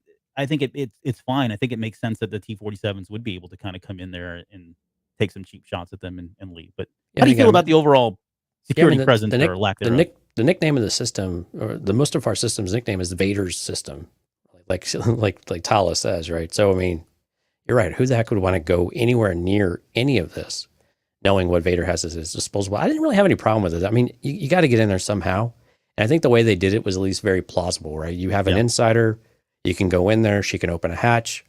You know, the security system is not triggered. At least it wasn't just open to where you could just swim underneath and get in, right? So I'm okay with how it was. And again, maneuvering inside, again, it's like going to a hospital. You know, hospital, you have security guards in places, but it's not, hospital's not a great example, but you know, you have a place where you know there's security, but it doesn't mean that it's actually really secure security. They're just kind of checking the box that they've got people around that can report something if something happens. Those droids didn't appear to be armed. And all they did was just sound a siren whenever they found Obi-Wan. Mm-hmm. So it's again, it wasn't really designed to be that, and that's why they had stormtroopers there. Yeah, and again, they seem to have quite a number of stormtroopers, but they weren't the ones doing. They were doing some active patrols, but again, relying on the droids to go and do that. The probe droids or the seeker droids rather, to take care of that aspect of it. Yep. Yeah, it felt like even the stormtroopers were kind of there just to supplement. Oh, did you read the closed caption for the two stormtroopers that were walking by Obi-Wan in the tunnel? I did. I forget. It was something about one of them. This being place is creepy. Out. Yeah, this place is creepy. Can't wait to move on. Basically. Yeah. Just idle chatter from stormtroopers is always amusing. Well, the creepy part makes sense because when he said that, I thought that's weird that he would say it's creepy, and I thought, oh well, maybe it's because Vader or the Inquisitors. But then we find out, oh no, they got a bunch of dead people down at the bottom. So, okay, that makes more sense. I mean, then they're underwater with all these things swimming outside of it, whatever. Right. It's like living in an aquarium, yeah. And glass, doesn't seem like it was whoever the structural engineers of this thing, they're terrible. That one, whoever did the training about shooting inside with glass. I mean, we really need to address the root problem, which is training. In this one. Yep. And yeah, it's like the government, right? It's like the lowest bidder. So you get what you pay for, guys. Sorry, hate to break it to you. Where are we with this? Okay, so we talked about Kestis and Fallen Order. So were you at any moment expecting him to jump into the armor? Because I was like, holy crap, he's going to get into a suit of armor because that stormtrooper he knocks out. I even looked at the size, like, oh, he's the right height. And didn't happen, which is fine. I don't think it's a missed opportunity, as I've heard. I think it would have been a little too on the nose cliche, for him to do what we've seen others do, yeah. All right. So I was glad. I mean, but I will give you this, though, based on our conversation last week. Obi-Wan certainly did look a lot more like a Jedi this time. So he's done hiding that he's a Jedi. Yeah. Yeah, he looked a lot more Jedi-like this week. Oh, yeah. Yeah, we had some really good moments that we're coming up to here in just a second. This place did seem, again, more secure on the inside than the outside, and I think we've already kind of beat that dead horse into why. All right, so Tala learns that the Empire is hiding something down below, and then this is when this officer comes in and says, "Hey, what are you doing?" Like it felt like she was like at the public library. It was like somebody next to her, and she was using the internet, and she takes them back there. And there's been some people complaining about, she left leaving the communicator there on the table was obviously a callback to A New Hope. I mean, it was almost the framing. Yeah, the framing of it was exactly the same. Yeah, I want to go back and I need to make these notes because I always say I'm going to go back and put these things side by side, and try to beat Star Wars parallels. But there's that was definitely a callback, and we don't know how much time passed. So she may have waited. She may have stalled until that other person that was, I don't know, checking his mail left, and then she took out that officer and then came back. Don't try to figure that stuff out. You just kill yourself. It's not important. There's but yeah, I like the nod there to A New Hope, and then we get Obi-Wan walking into this Jedi tomb. Now, this was really creepy. Did they call this a Jedi tomb? That's what. Well, Obi-Wan said it's not a. I forgot what he said. It wasn't this, but he said it's a tomb. It's a tomb as well, he said. Yeah, he didn't call it a Jedi tomb, but he just called it a tomb. But clearly, that's what it was. So in one of the other viewings I had afterwards, And maybe it was because I saw or read somebody say that it was a Jedi tomb. But then when the first couple times I watched it, I didn't take it as a Jedi tomb. I just thought these were all Force sensitive people because some of them look like Jedi. Some of them are definitely Jedi, and some of them may not. They don't look like Jedi, Right. right? I think it makes more sense for it to be Force sensitive in some way, and we'll theorize. I don't know that anybody was shocked that what this possibly could be, especially if you follow Rebels or you watch, you've been keeping up with events on The Mandalorian and The Rise of Skywalker. I think this is just kind of hitting all that home here. But makes a lot of sense why they would preserve the bodies. Yeah. Yeah. So I mean, and we've not talked about this, but I'm assuming you're on the same page that this is part of their plans to try to take midichlorians and create Force sensitive beings or a host body for Palpatine as a contingency some a point down the road, or just general experimentation with midichlorians. And yeah, what do you exactly. I think that's exactly what it all is. It's like you just preserve the body until you're ready to do something with it. And yeah, the Emperor's not going to throw anything to waste on some of this stuff. Mm-hmm. There's this is I was hoping we'd see like a clone or a Snoke. Wouldn't that be funny? That would have been amusing. It would have been amusing. I don't know if that would have been really cool. All of these subjects that were in this thing, I know people have been saying they look like amber, and I don't know what it is. We saw this with Luminara Unduli in Star Wars Rebels. Yep, exactly. Right? She was in that same kind of a tomb. It was more like a coffin in that case, though. But yes, it was some sort of amberish, yellow, orange stuff around her. Is what the word I had, but yes, sarcophagus with a window, because they're right advanced technology type stuff. But we got to see a number of people. I texted you a spoiler because I was trying to throw you off because I said Terrace Anube. That's all I texted to Jonesy like at 3 a.m. And I was hoping he'd look at that and go, "Oh man, Terrace Anubi's in this," and he was, but he was dead. Right. Well, I had a feeling he was alive. Hey, well, you didn't know. I mean, he's lived a very long time. He lived very many lifetimes. Yeah. And I know people have been quick to say, "Oh, he was in Clone Wars," but he was also in the High Republic. He was, yeah. He mentioned all the way back there. So he's been around for quite some time. He's brought up in the Rising Storm. But we saw you had mentioned Farron Barr. Yeah, the very first one on the right when Obi-Wan walks in looks like it might be Farron Barr. Well, and I saw like it does. I got to go back and look at it now too because it looks like one horn is shorter than the other, and that does because they were both broken off at the very end. And lucky for you, I have Twitter up right now. Oh, okay, cool. Where we can actually. Someone said this was a what is it? The Yongi, the 3-eyed looking things, or the whatever they got the eyes on the side like that. Someone said it was one of those, and I thought, well, that's maybe, different. But it's difficult to see. All right, you can see this, right? Or add it to the stream. I got to add to the stream. Here we go. There we go. Yeah. So again, the horns are broken off here on both ends, but you see the sharper fingers. Again, it's the things that are not the same though, or whatever these little trails are off the chin. And again, there's no real clear facial features. But for comparison, this is Farron Barr when he had 1.5 horns. But again, you see some of the similarities, right? The head shape, the finger shape, the robes. Mm-hmm. I mean, the robes can be really anything. And then after he's dead, you can see the left side over here has broken off. So both horns are now broken. Now they're broken a bit higher up than what we see in the show here, but at the same time, he's got a giant hole in his chest too. But yeah, you have to take some liberties though. Again, none of these bodies have any kind of real markings on them though. That there's something wrong and that there's been something that how they died is really unclear. Especially with like the kid, presumably a youngling has this look of shock in his face, right? Yeah, and very, very interesting on that one.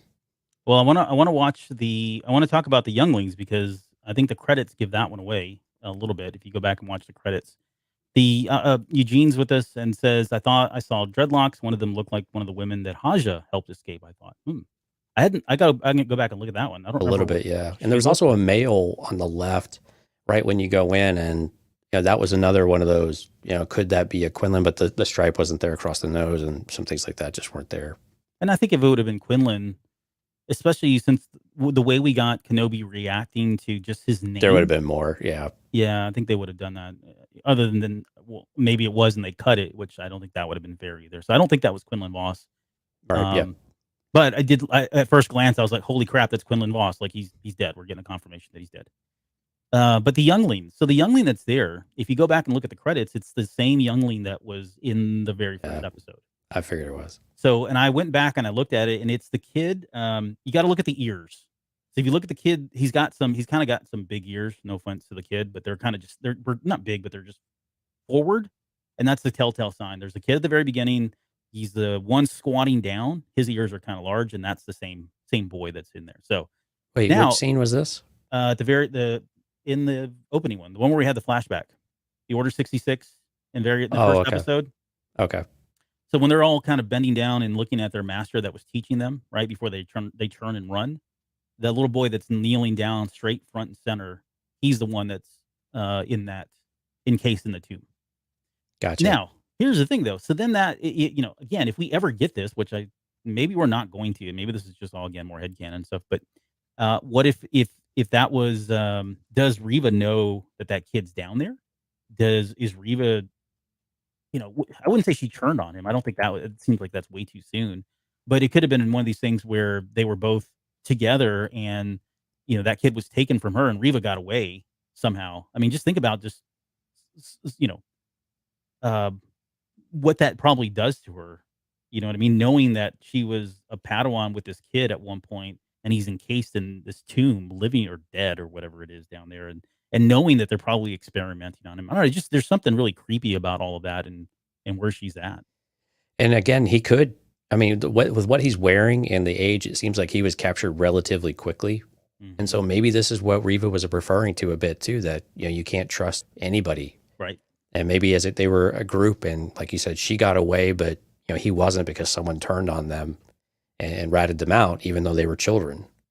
And so again, that's down there as a reminder. And again, maybe that's why we see maybe some potential conflict, going on within Reva. But I like that a lot, that she got away, but he didn't. And then that's a reminder all the time about what that series of events was. And assuming they all went through it at the very same time, she was just lucky. Yeah. I mean, and lucky's a frame of mind and a point of view, because if she got away, she may have had a terrible, rough life for potentially several years before other events took her to a different place. So, and not like going to the Inquisitors is a walk in the park. In my experience, there's no such thing as luck. Okay, so then till you have bad luck.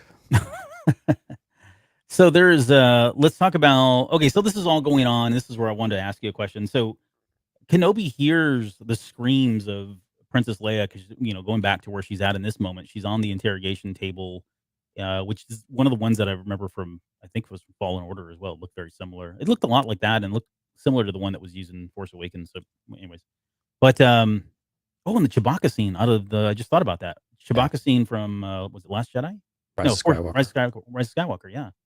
Something similar. Okay. Yeah, things haven't really evolved whole much in the Empire, First Order, whatever you want to call them. Not a lot of advancements in the. Just need a slab and some needles. We're good to go. Right. Yep.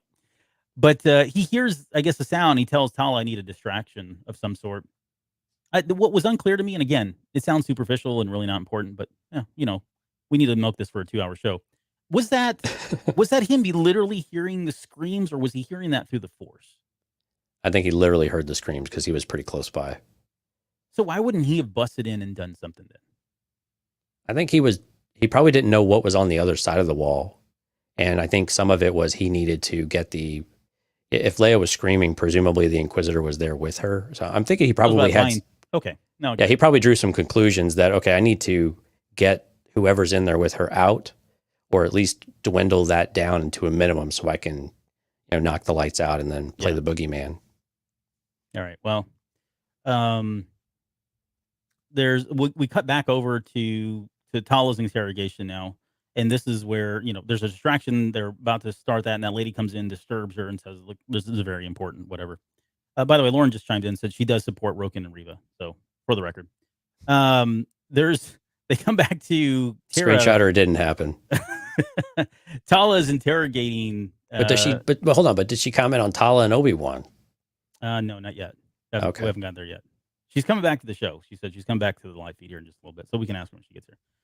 She's going to support it, though. I already know So Reva is now interrogating Tala, and this is where I felt like, oh, there's no way she's going to talk her way out of this scene. Right. Like, it's not going to happen because of Reva and who she is, and even to the very end, Reva does not believe her. It's like you said, she don't believe anybody, right? Everybody's guilty until proven innocent, and even then, everyone's a suspect at the very least, right? yeah, because nobody expects the Spanish Inquisition. But she mentions that they're on Florum, out in the Surtar sector. That's the only place I remember that from is in Clone Wars, and it was what was his name? Hondo. Hondo was from Flora. That's where he had his base. Remember in the episode where the brother and all them, the pirates, and they were all attacking each other. Not the brother, like Maul and we need a Hondo dissection. Yeah. Well, it's gonna be. We don't talk about Hondo. It'll be a series. It'll be a series. It's not gonna be a single episode. That's for sure. But she mentions Flora anthology. Mm-hmm. Yeah, exactly. And then she goes into this like on the fly about how I'm a double agent, right? I was undercover for with them for us, and that's how I know all this stuff. And it's all very good, kind of I guess a front or a cover, but again, double down, man. If you're gonna go all in, go all in. But she was quick. That's why I loved her. I love the fact that she was that quick. It reminds me of somebody like a Cassian Andor. She's got that the ability to kind of think on her feet. These are the kind of people that the rebellion are going to want. And so when I say I don't want her to die, it's because I kind of would like to see her pop up, I don't know, in the Andor series later down the road or something, where she's That'd now be pretty awesome. Yeah, where she's now like a ranking member of the Rebel Alliance because she's showing she's got the chops to think on her feet and train and do all kinds of stuff, right? She's kind of part of this initial grassroots effort that is slowly starting to grow legs. Yeah, she sure doesn't have a job in the Empire anymore. No, yeah, I think her LinkedIn's going to get updated. That's over. Yep. Her LinkedIn, it's going to be updated here very soon.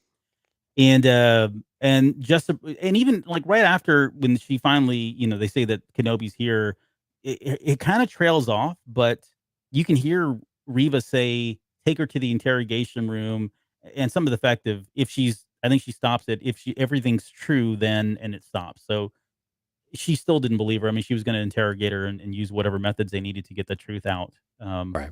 But that was very risky all in. But okay. So my favorite scene though was this next scene. I just visually, I really love the fact that the way Deborah Chow said it. And we're talking about, we're in the interrogation room, the lights go out and it's all completely black with the exception of the red lighting down underneath. But just that red blue contrast. I mean, we saw this a lot with the sequel trilogy and the posters that they were creating, a lot of the artwork that was coming out of that. Right. We get, I had shades of like the fight scene between Dooku and Anakin in Attack of the Clones when the lights went out and that. I mean, that was the same kind of effect, but this was just so much more brighter because of his lightsaber. I got a question about that. Does it bother you that it's so bright? Like he's using it as a light source, like we mentioned in one of the episodes before. I don't know that we've seen it this, like, I'm trying to think of when has a lightsaber ever been as bright as Kenobi's in this one. I mean, Vader's is pretty bright too. Well, yeah, lightsabers in general. It is, man. It casts a very blue on everything, everywhere. And I think some of this is because they're actually holding physical lights when they're filming all of this. Yeah. And so to get that natural color, and I think it's really harsh. I think it's really probably all it is. It's just, it's a really harsh light. And so it's a bit oversaturated, I think, visually. But I think in these types of moments, it works really well because you get that, that illumination around you in a bigger space. Whereas in some scenes, it seems a bit overkill because it's right up on him, and you don't need as much of that when you're in the light, but it's still coming through really brightly, rather than a shimmering type of light. Yeah, it's very, very intense. Eugene just blurted out lightsabers, but Ken said, "Well, it has light in the name," which is true. I mean, they are true lightsabers. These are like super lightsabers. I mean, light could also mean it's not very heavy too, right? Well, I guess. Now you're taking the fun out of it. But they're supposed to not weigh anything. That's what I do.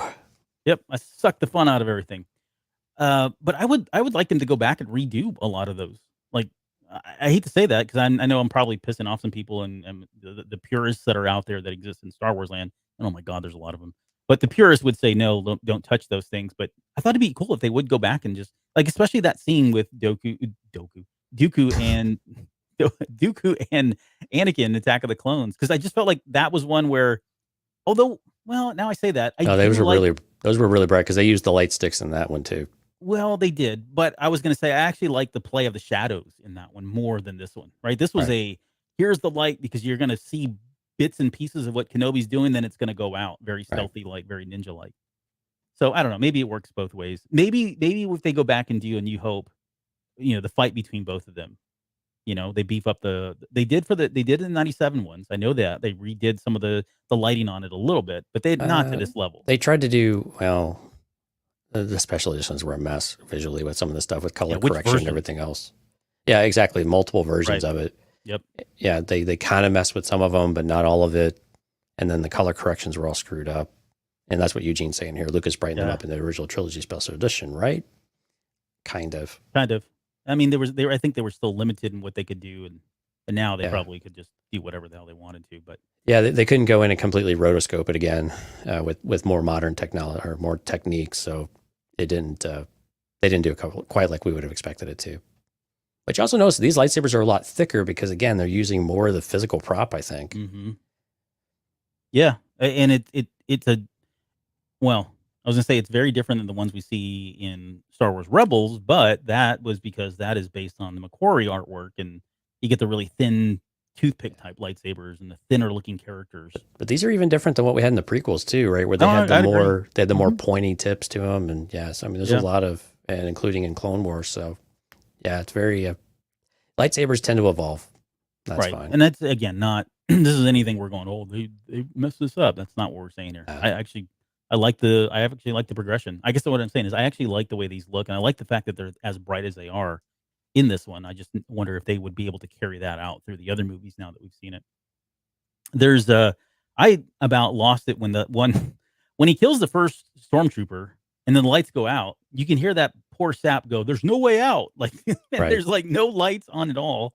And I just died. I thought it was the funniest thing. Like, what are you going to do, dude? Like, you really think you can't even see in the dark, number one. And he's like idle threats of, your time's up, buddy.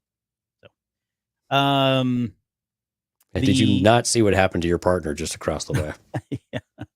Yeah. The other thing that was so subtle is, and if you go back and watch, when he's unloosening the straps and all that to get Leia out, she has got the biggest smile on her face.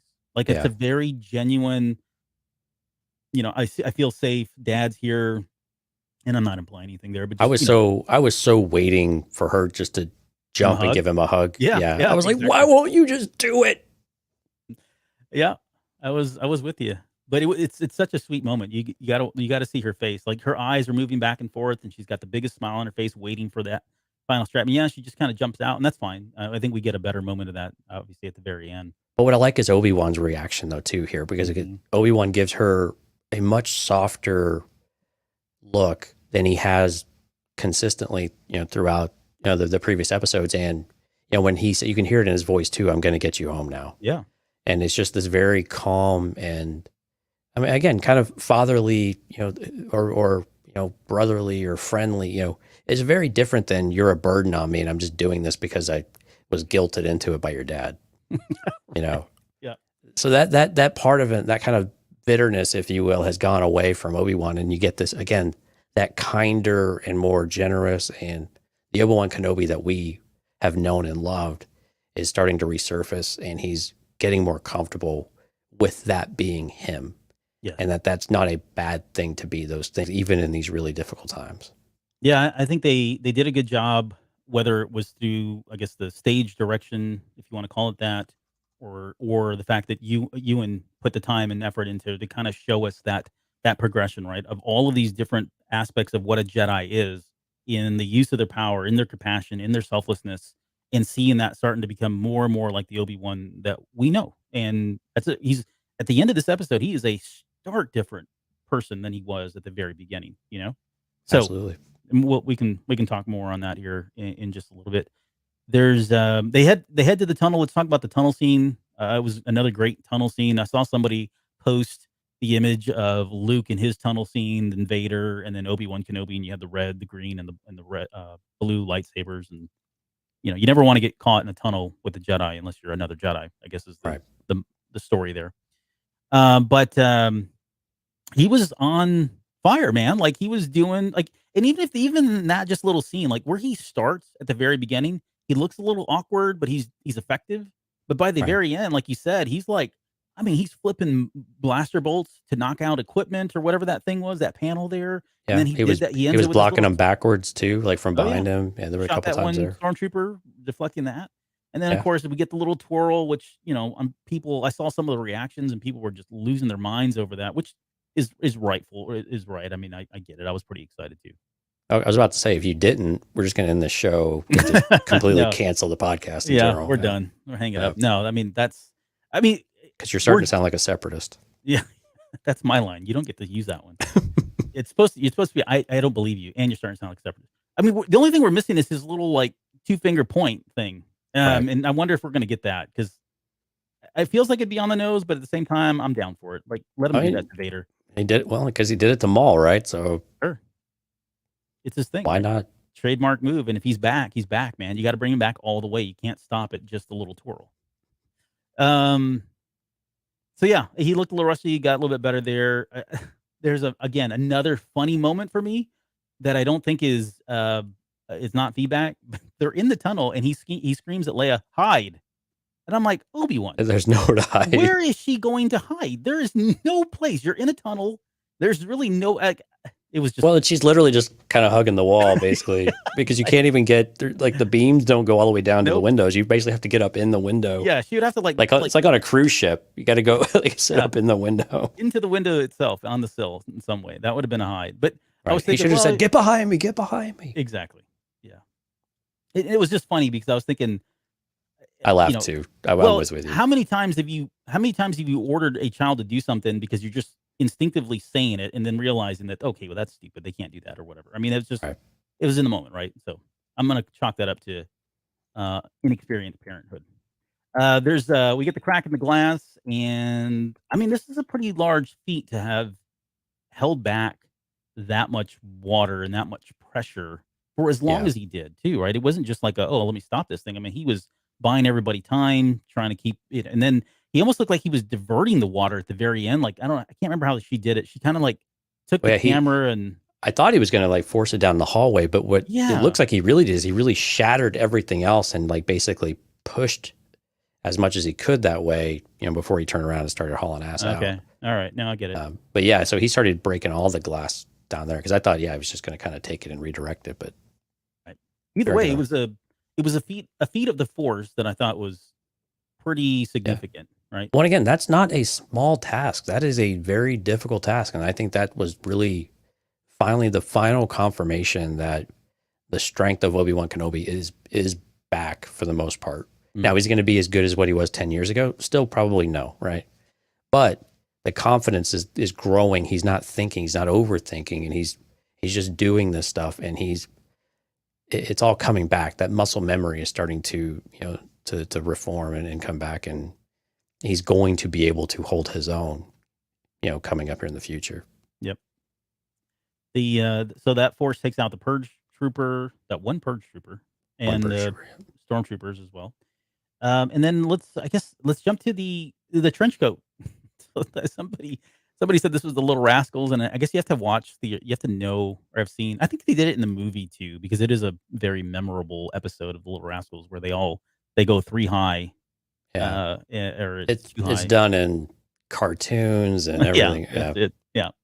But the trench coat, and I saw there was like an establishing shot earlier on with a character who had a trench coat. I think there's like at least 2 other scenes where you see this. There are, yeah. So I mean, they were kind of setting it up so that it wouldn't look weird.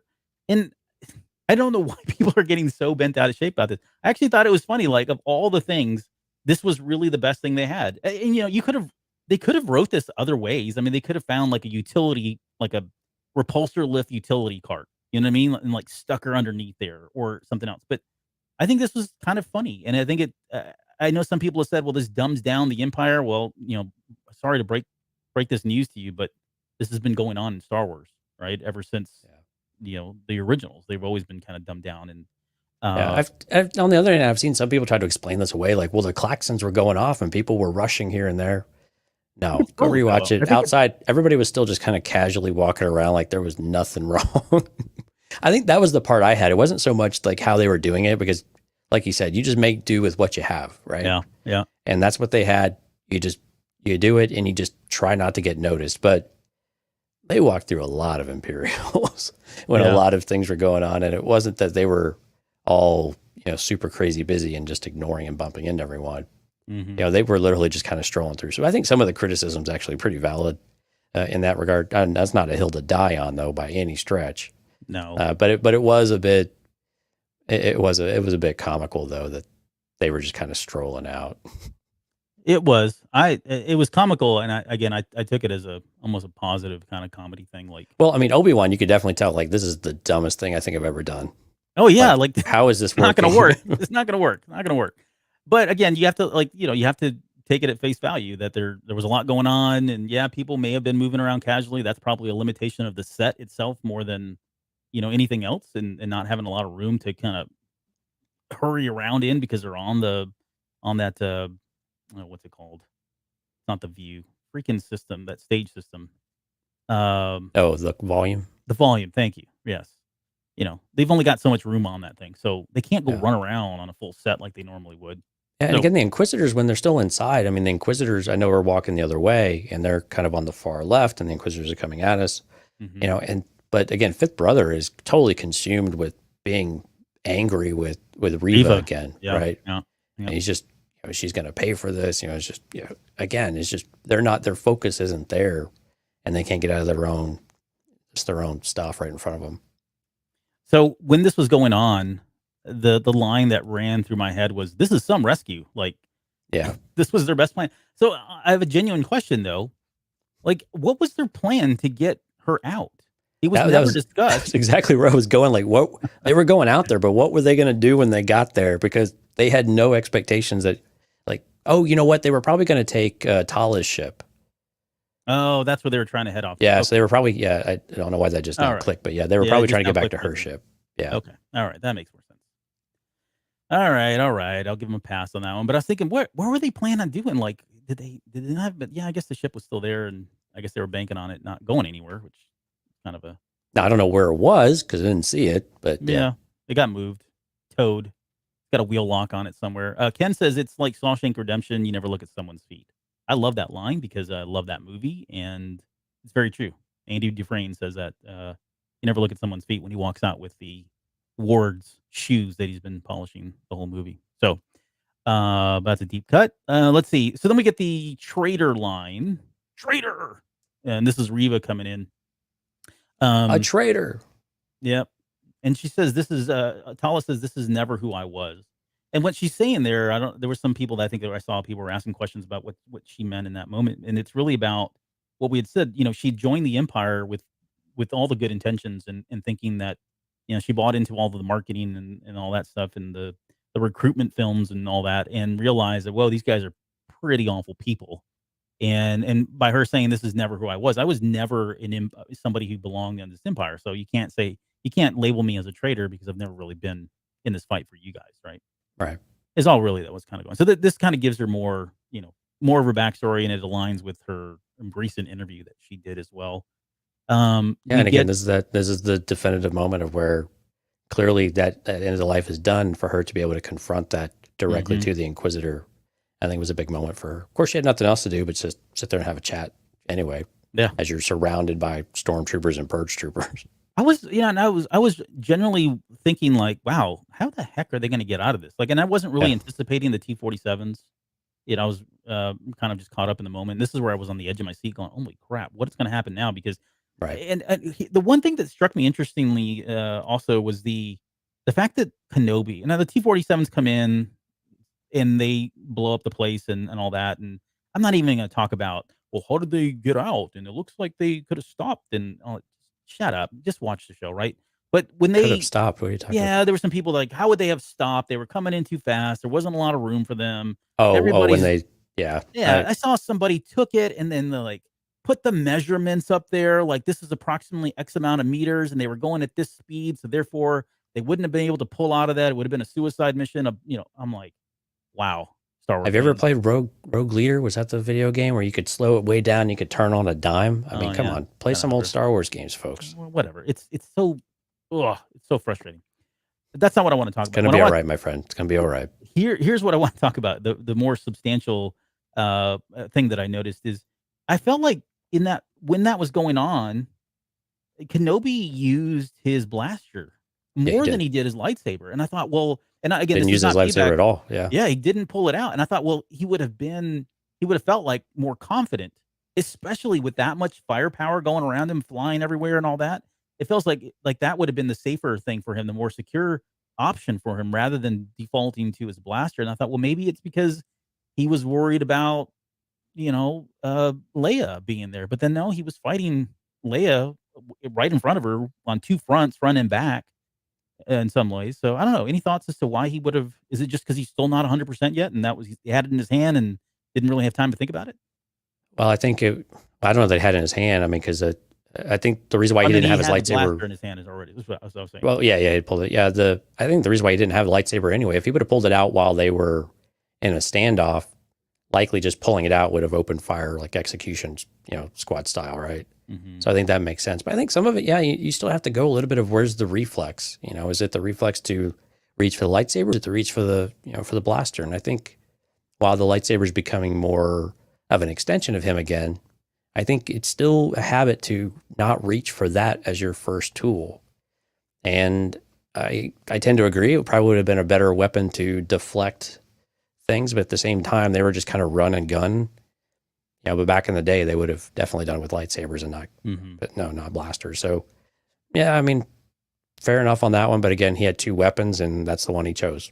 So, and again, I'm just going to draw it up to he's still not used to pulling that out as the first.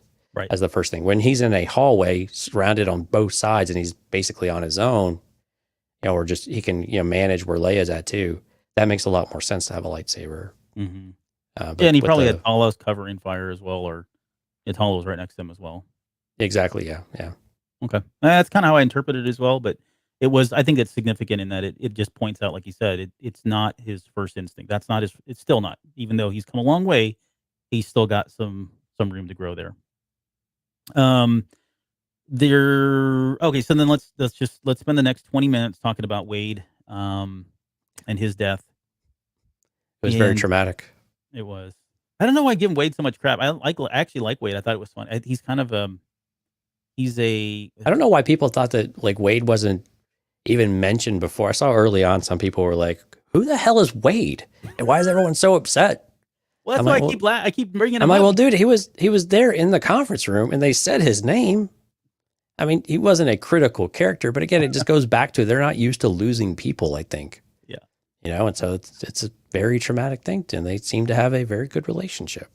And I'm not being insensitive, and I'm not trying to make light of this death, but this character for some reason just tickles me, like the fact that he was named, he had a couple lines, and now there's all these people talking about Wade and how, like you said, I saw that too, where people are like, who the hell is this guy Wade? Yeah. I don't know. It just tickles me to death. So I'm going to be at the forefront of pushing the Wade memes and bringing them up at any time. So if you see the Wade dissection coming, just know that'll be around April 1st next year as part of our April Fool's joke. Do what must be done. Okay. The people demand it, my friend. Yeah. All right. So Reba blows up Wade. He goes down. It was curious though. Fifth brother was like, destroy them, and she's like, all right. I thought they were going to I thought they were going to ignite the sabers and go fly like helicopter towards them or follow them in some way. Because I'm telling you, man, does it seem less and less likely like that's going to happen? I don't know. Rupert, like I said, Friend said that he gets a lightsaber and he gets to spin around or whatever. I mean, so he could have now been talking about having watched the episodes and I'm that character, and so therefore I can do that, but I didn't do it in the series. But I don't know, man. I'm still kind of banking on them doing it. I hope they do. I don't know when they're going to do this now, but we're running out of time. These are the things that are important, right? That's right. Helicopter lightsabers. Okay, so Dad comes in. He's pissed off, and this is Vader. He's walking down that tunnel. Man, that dude's got some determination on his mind. Oh, he's got those are some 2-meter strides going right there. Yep. And he goes in and just yells at her. I mean, it was like the voice was distorted coming out. Yeah, it was great and just straight to the choke. Mm-hmm. No, it was again, like I mentioned at the very beginning, just we love seeing Vader. We love hearing Vader, and having waited so long to kind of see this, especially after we've been given what we got in Rogue One. This is all candy for us. So I did love this scene a whole lot. And again, Vader doesn't have a reason to keep his emotions in check anymore. Yeah. Right. And I think that's the thing that's exciting, I think, for some people, and not everyone kind of gets that, but it's one of those, it's fun to see him act out when for so long he was trying to keep it back and hold it back. And again, this all aligns much closer to the prequel trilogy than it does the original trilogy. And so we have to kind of bring that back to, well, how is Vader behaving versus what Anakin would not let himself behave as. And I think that's the fun part, is to be able to see him finally kind of Vader unleashed a bit, in that kind of way. Yeah. Yeah, and I think we're going to see more of that. I think this is going to. I think we're in store for some big temper tantrum, sure. Yeah. Yep. Kylo Ren style temper tantrum. Sure. He says, "You were warned what defeat would bring," meaning her death, and she's able to at least stop him by uttering that. You saw Fifth Brother's expression, right? No, I didn't see that. He had it looked like a sneer at first, but you could tell it was a bit of a smile forming. Oh, yeah. Like he was just enjoying it way too much that she was finally getting what she deserved. I have to go back and watch that. I haven't seen that yet. So, but yeah, and she says that she put a tracker on them that's going to lead them to the network and Kenobi. Would you say that they're tied to the end of a string? You want to talk about string theory and Reylo? Oh, I thought you meant like string theory. No, like Airwolf or something. No, this is the red string theory of Reylo. Okay, no, it's a whole nother discussion. No. All right, so I know, but seriously, she says that she put a tracker on them and that she let them go. I don't know that I think she put the tracker on them as a contingency. Yes. But I think she had every intent of trying to stop them. She's definitely lying still, right? Yeah, right. She's covering her own butt. Okay, I'm with you there. And what was interesting was the way that she phrased it was wherever he goes, it goes. I did have that in the show notes. I think I did too. Oh, do you? Yeah, but I mean, it says, Vader says, "You're certain the tracker is with him?" And she doesn't answer that. I mean, she does, but she doesn't. She gets around it, yeah. Yeah, she gets around it by saying, "Where it goes, it will follow." Oh, yeah, tracker. There you go. Yeah. Yep, and that's from a certain point of view. Now we can now we can actually apply that correctly, I think, or at least without any kind of hesitation. From a certain point of view, that is right, that Leia will be with Obi-Wan, at least for the foreseeable future. Yep. But again, we know that Leia's got to go home at some point. And my response in the show notes says, "So no, no, you're not certain the tracker is with them." That's basically where we're at the end of this. And really, why not just go wait for him on Alderaan? That's where Leia's going to end up, right? Mm-hmm. So just these are the questions. These are the open. So that kind of brings us to the very end of the episode. Except for, hold on, we have a big moment here. So they rendezvous with the frigate, and they pick them up, and we see Rogan on there, and everybody, very sad moment there with the loss of Wade. Rest in peace, Wade. And now they are, pour one out for the homie here. But they're now talking about, the realization sets in that, again, they're now enlisted. This is now a war. They're a part of it. They're at least wanted. Maybe not a full war, but they're wanted, and so they're going to be fugitives. And what does this mean for them? Right. The whole point was they didn't want to get involved because they didn't want the Empire coming in. They didn't want the attention. Exactly. They didn't want the attention, right? Yeah. Yeah. They don't want everything. They had a good thing going on Jabin. They had the secrecy was there. They were funneling people in and out, and now all of that's put in jeopardy because of they've gone in and did this attack. They did this little raid or whatever. So they struck first blood, if you will. Yeah. I mean, again, they don't quite know what's coming after them either with this droid. But again, I think then we get to the really touching scene, right? Well, yes. Hold on. What I was going to say. I didn't know where else we were going to go with that one. Well, no, all I was going to say is that this is yet another cell right, of what will eventually become the Rebel Alliance. To kind of bring back to the conversation earlier, this group is really focused on protecting Jedi and all that, saving them, right? And then you got people like Infus Nest that were oppressed and want to just take war to them. Then you've got the partisans in Saw Gerrera, and they're like the militant, Militant side, yeah. guerrilla warriors, guerrilla fighters that are almost they get to eventually they will Bit become more the extreme. extremists. Yeah, Yeah. right. They become the extremist terrorist group. But what you've got is they've got different pockets. What I like about this is that it does introduce yet another cell that eventually these all will coalesce and become the Rebel Alliance, right? It's an alliance of different facets of a standing up and rising against the Galactic Empire. So I thought that was really cool that they acknowledge that, and then we see that, right? We see that this is going to be yet one more piece that's going to add into that. But do you think this survives all the way to A New Hope, all the way up to the end of the Empire? Because it seems like at that point, and I know we're doing retrofitting here a bit, but Sure. it seems like maybe at some point this type of task ends. Yes. And they stop doing this for either they just aren't finding anybody else, or it's taking too many resources and they need to be directed elsewhere. So is there any, you have any conclusions there about whether or not this really does persist, or is it just really tiny in the future, or does it really just get absorbed into everything else? Yeah, I think their efforts they probably have like diminishing returns on their efforts, and I think eventually they do get absorbed into the larger, effort of the Rebel Alliance, and they may take additional roles like accounts payable. I don't know, but they go into other roles, right, at some point, and they do other things. But that's part of the alliance is now everybody. It's not just this one aspect. You've got to think more broadly about the effort, and it's only together that they're going to be able to stop them. So, and that bodes well for us seeing Tala later on in like Andor or whatever other series. Which I'm really on board with her showing up on Andor now. Let's do it, man. I'll write to Yeah. some folks here after the show and see what they can do. All right, cool. Yeah, write a stern letter. A sincere letter. Yeah. But the best moment, well, I said the lightsaber moment, but this was really, truly the best moment. This was the the moment. touching moment, yeah. Yeah. With Leia, and I've seen some people talk about this, and I'm not, this scene probably means different things to different people, right? And what I mean by that is, if you've ever had a child grab your hand when you were down and you've been through something that's been, serious, right? A serious kind of event, or maybe not life-changing event, but life-threatening event, or just, you're shook in some way. Right.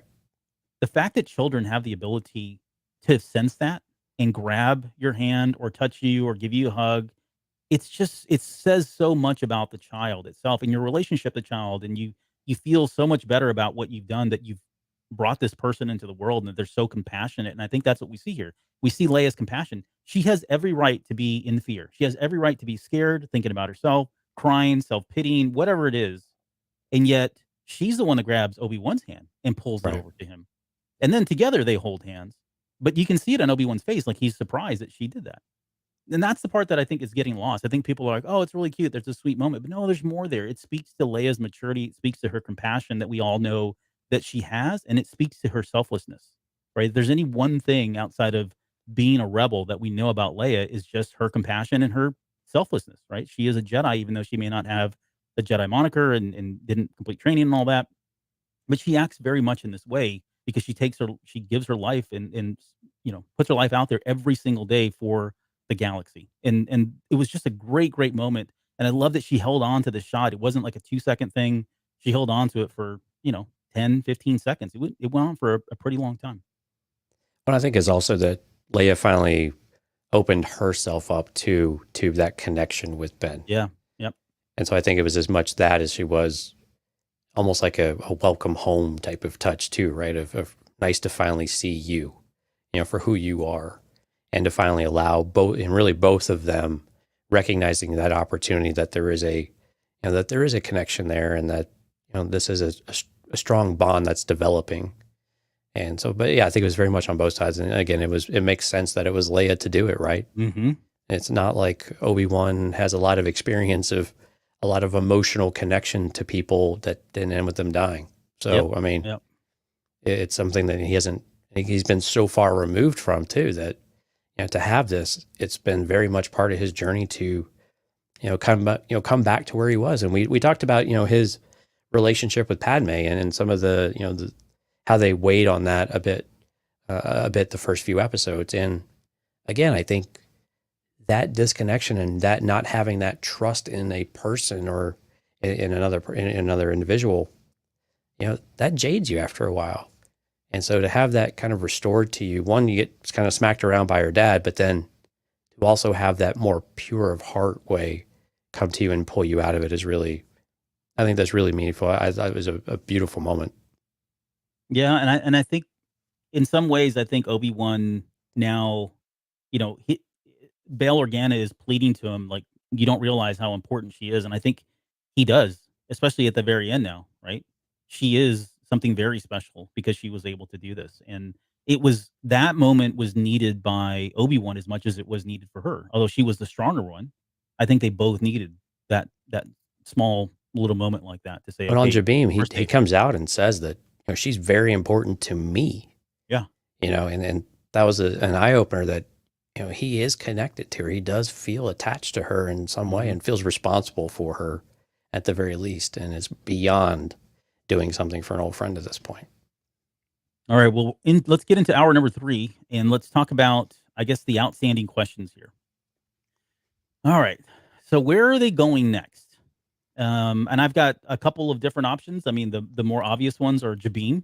Do they go back to that planet? Do they go directly to Alderaan? Or do they go back to Tatooine? And I think there's value and reasons for all of them, but I can argue all of them as well. But where would you say? And if you're still with us, I know it's been a long episode, but if you're still with us and you want to chime in, I'd love to hear what you guys think as well. Where do you think they're going next? I mean, the top two candidates have to be Jabim or Alderaan, right? For Obi-Wan to take her back to Tatooine, I think poses a bit too much of a risk. With Luke being there, but also he can't inadvertently bring anybody else back to Tatooine, because then they won't leave. The Inquisitors, if they go back to Tatooine, they won't leave. Because they'll be like, okay, they've smelled blood in the water. They've got one Jedi. They don't really know where Kenobi came from, but how, it might be more to it than that. And so if they get any kind of inkling that he's there, I think that would really screw things up. So I think Jabim and Alderaan are the clearer examples of it. Either Jabim to go back and stage it so they can get a ride, back to Alderaan themselves.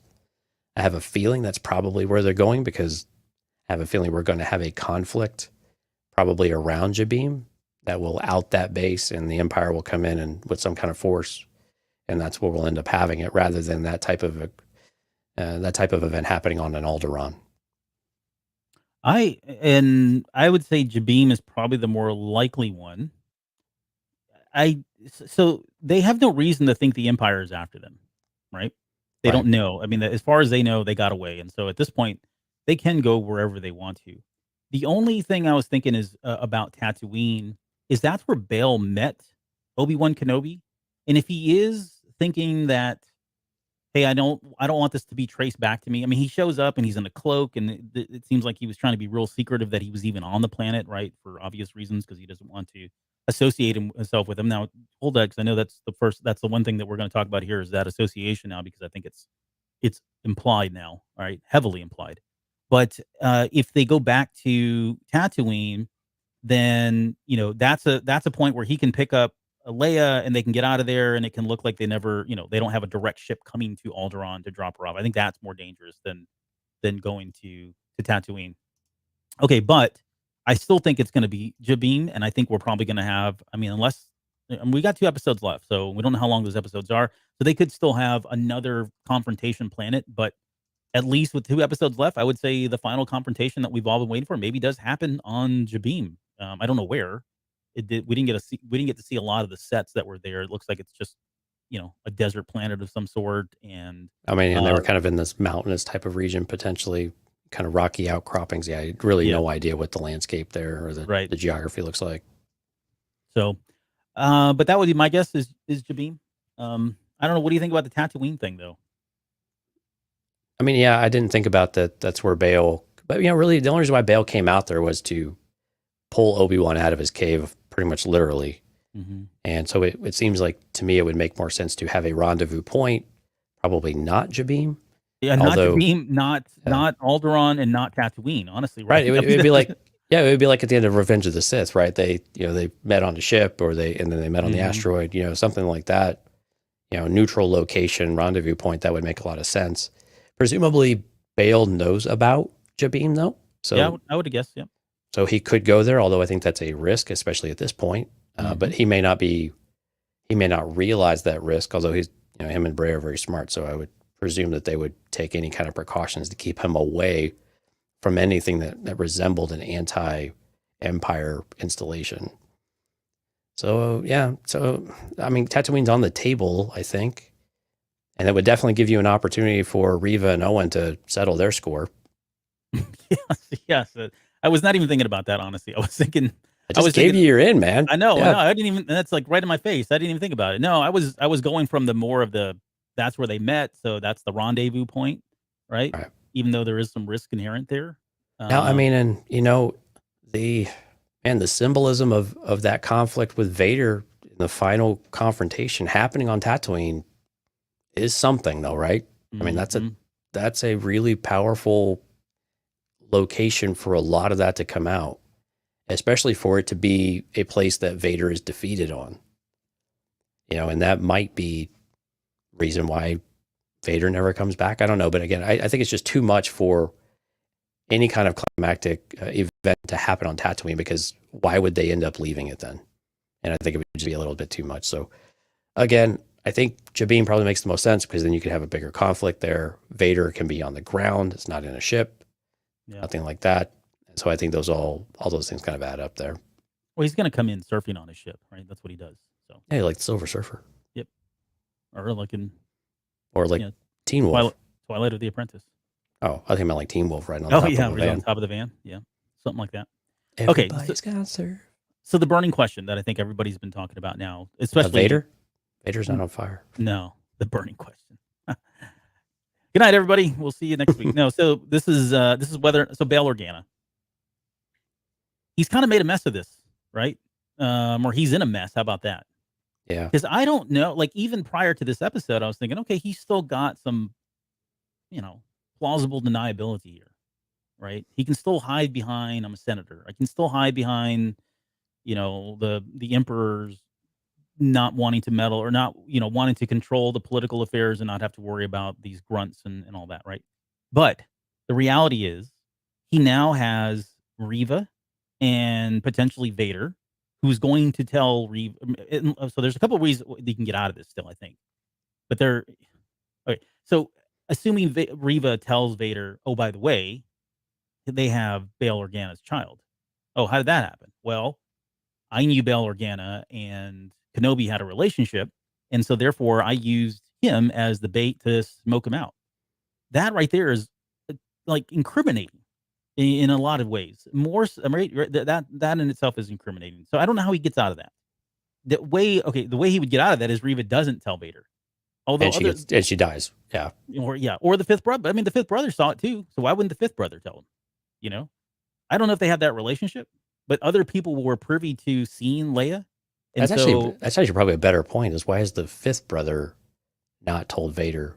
But in their defense, Vader may not give him the opportunity though either. Well, yes, that's again. I said there's a couple ways you can get out of this, and it could just be as simple as Vader just does not even care, because on some levels he's not really concerned with that. He's really more concerned about Kenobi, and first, and I'll come back to that in a second. He's also really more concerned about the path potentially, right, for Project Harvester, for the fact of extinguishing the light of the Jedi completely.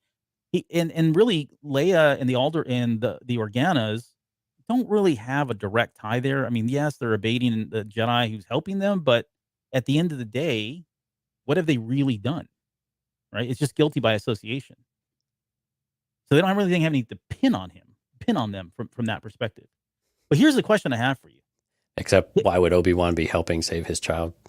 Well, that's where my question is. What if Obi-Wan, or what if Bail Organa puts up the defense of, well, I just reached out to somebody and they hired someone else. Raja, I don't know, pick somebody, right? He can make up somebody and say, my child was abducted by your person, which you should have never done.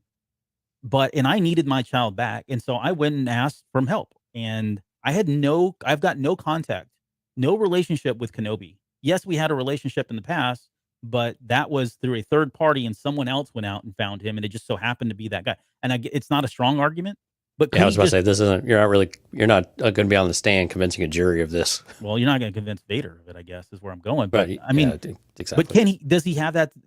How much of a defense does he have just to say, look, I didn't know it could have been anybody. I reached out to tons of people. This wasn't the one person I reached out. I reached out to all kinds of bounty hunters. I reached out to my own forces, and But that's the thing. anybody that would listen. But that's the thing. There's no evidence of any of that. So? And the first thing would have been, why didn't you go talk to the Senate? Why didn't you make this claim so that you could have? I mean, everybody would put resources into finding a senator's child, right? And so I think that's going to be the thing. There's no evidence that he did any of the above, and because he willfully didn't want to make any noise about it and do everything off the record. Now you could definitely argue that he would say, okay, well, I had my own people out there, and who they get involved, I have no idea about. But I think if Vader is involved, knowing, and he knows who Bail Organa is, he would likely. Well, I think the likelihood that Vader would question his motives seems pretty high. I think. Again, it's just there's not enough evidence that Bail Organa did anything, and he kept it so quiet. And again, there's an argument why you would not publicize this, right? Mm-hmm. Because then you get every Tom, Dick, and Harry and bounty hunter out there, and you can't predict what they will do, right? And you can't trust bounty hunters. He's got his own force, so it was an internal matter. I guess you could argue that way, but yeah. At the same time, that you wouldn't tell anybody seems. And then you just kind of go about your day job. It seems a bit. It seemed a bit fishy, right? If they were questioning Tala, certainly they would start questioning Bail Organa over that, especially when someone like Obi-Wan Kenobi, who they used to know each other quite well, that just seems a little too convenient, for that to just be swept away on the rug, under the rug. So I think the question. So maybe what it boils down to, we have lawyer friends that listen to this show. We should reach out to them.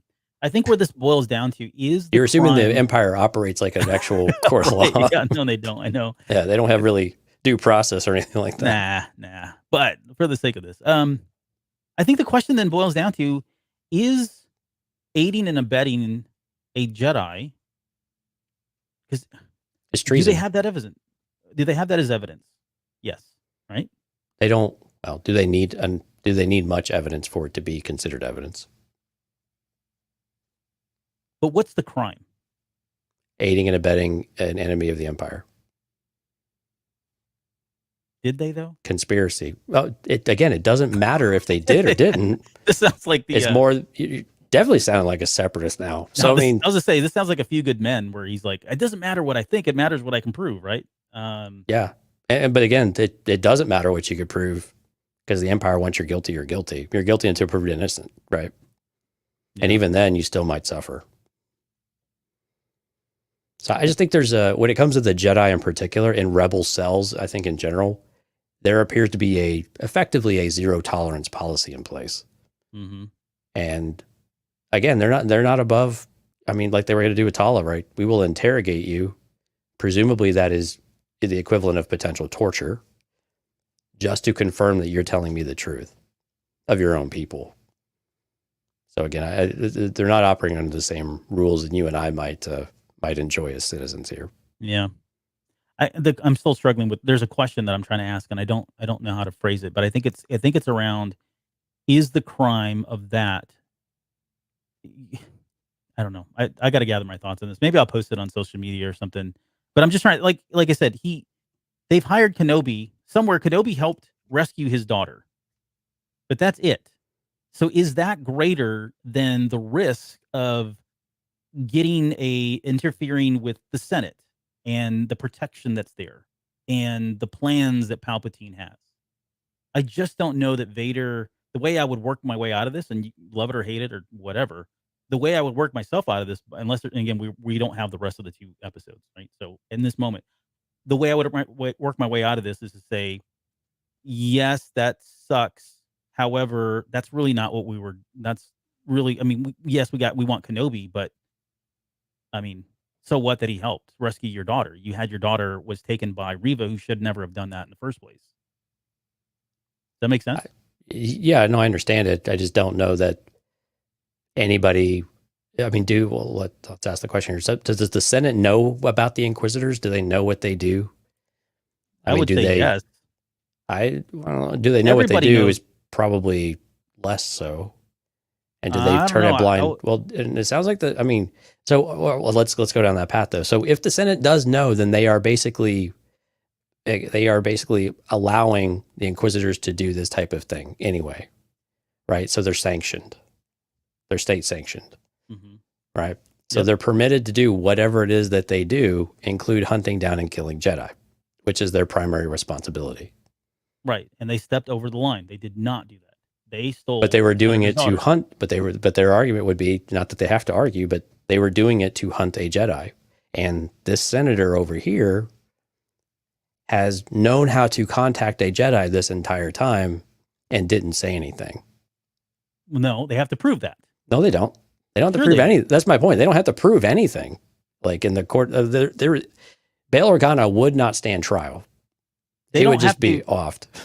So they don't have to prove anything if you buy that the Empire is going to go in and can just wipe them out. And I'm saying that defense is predicated on the fact that they're not going to interfere with the Senate. They're not going to go attack the Senate. They're not going to go hold Bail Organa accountable for this because they've already established that they're under it's a senator's daughter and she's protected. And but this, I think this is the case where this would go to the Emperor himself. This wouldn't go to the Senate. So this would be Vader reporting this to Palpatine at this case about what do we want to do with Organa? Because if he's been doing this, what else is he doing? And then that's kind of where the conversation goes. Does Palpatine see enough value in having Organa around and to keep an eye on, or is it something that he needs to snuff out because there's the inkling of rebellion at this point? I think it's going to be a kind of a risk-based assessment, right? Of whether or not he thinks that Bail is actually has the ability to do a lot of this stuff. And let's look at Organa. He's rules over Alderaan, has money, has resources, hides behind a kingdom of pacifism, basically, and preaches peace. And all of these things seem like, ripe for sympathizing for any kind of non-Empire thing. And they have to know that Bail Organa is not a fan of the Empire. I'm assuming. Again, I don't remember a lot of the politics of what he was doing specifically around this time, but we know that he's not a fan of it. But how much of that actually comes out in his day-to-day stuff? And yet they're going to allow him to stick around for 8 to 10 years? Yeah. I mean, that's what I'm saying. I don't think this information gets to Vader at all, because if it gets to Vader, then it gets to Palpatine. Yeah. Yeah, so that's a long time for them to allow this to kind of fester. And so, I'm with you. Either that, or like you said, and where I was going when I said earlier about, does he care enough? I think what you said it better. What I was struggling with is, I think it's more about the calculated risk, right? Is the risk great enough that he would bring charges or wipe, him out or whatever it is? Or does he see this as okay, well, now I'll just keep an eye on Bail Organa, start monitoring his, whatever, because he does have these contacts and maybe it does lead to something more. Does he try to use that to his advantage in some way? The honest truth is, this is a very sticky situation for them. And again, we don't have the benefit of the next 2 episodes, but there are a lot of things that are very incriminating for Bail Organa. And I don't know that people are going to just be okay with them going, oh no, he's fine. And Leia goes back and it's a happy ending. And then everybody's washing their hands clean of all this. I think there's going to be an uprising. Either they have to snuff out the message before it gets anywhere, or there has to be some sort of fallout. And it has to be, I mean, from a fan perspective, I mean, there has to be some sort of fallout for Bail Organa when clearly it doesn't quite appear that ever happens.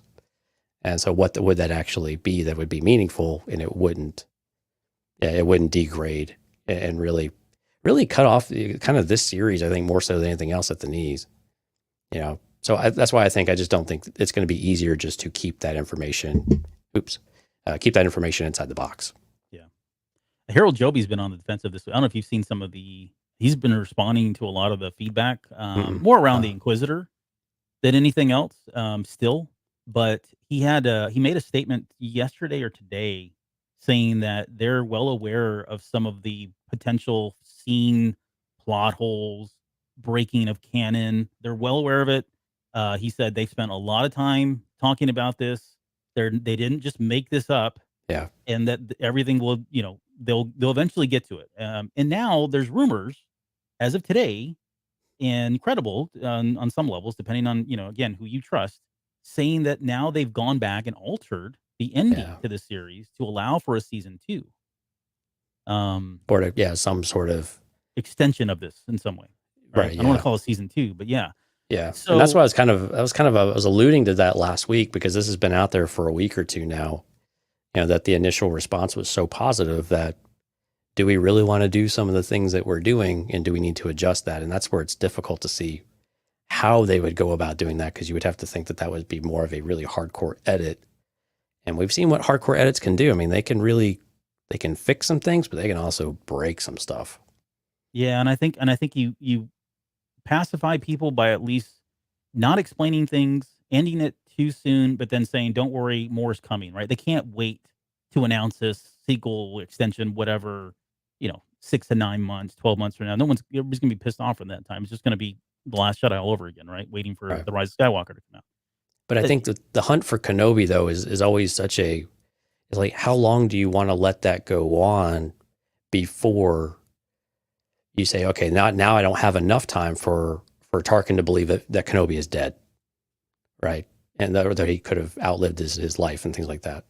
So, I mean, then the longer this goes on, I think the more questions you start to even have for A New Hope of where we're actually picking up and what some of that dialogue means. And so, but I think you're right, though. I mean, these guys spend a ton of time talking about all of this, and they have a lot of people who know practically everything about Star Wars inside and out Right. to vet a lot of this stuff. Yes. So they are not going to do something so obviously canon breaking and probably try to avoid a lot of any kind of ambiguity as well in most cases. And so I'm willing to give them the benefit of the doubt, knowing that we've still got 2 episodes. We know we have a lot to get through here. And if there's a season 2 or something that is, again, more Kenobi later on, whatever that might be, I'm very curious how much further we can really go with all of this stuff. Yeah. And just remember, and we've said this many times, although you may not like what happens, if it's a possibility, just accept it. I hate to say that. I hate to be so black and white about it, but you You may can not. certainly have your preference. Yeah, Sure. that's your prerogative. Yeah. There's plenty of stuff that I didn't agree with in terms of how Star Wars went. But guess what? It is what happened, and we just accept it and move on and stay positive about it and keep talking about how much we love Star Wars. So again, it may not turn out the way it's not going to go the way you think it's going to go, but yeah, it just try to don't get too caught up in your expectations and own headcanon that this destroys you, because it's not worth it. You know what it is crazy though, Albert, is how many people have stuck with us for 2.5 hours as we've gone through this episode, and we've tacked on a little bit of a bonus discussion here over the last 15, 20 minutes. Well, and I think it was important to talk about this because I think it is a big issue that's going to start to kind of, there's already a lot of people talking about it, and we've still got I don't know how many days left before we get to the freaking 5th episode. So yeah, I mean, we're less than 2 weeks, and it's not fast enough for people. Yeah. And I did read this online, and we all know that as a culture, especially Western culture, I guess now, we do have a bit of an attention deficit issue. Our attention span is, we want very, if not instant, we want very quick gratification. We want a lot of answers immediately. TikTok And some brain. of that's, what's that? I said TikTok brain.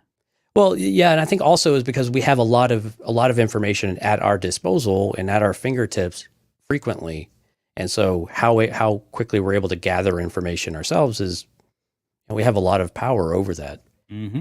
But when you look at current events, they take so long to event. You can't just skip to the end, right?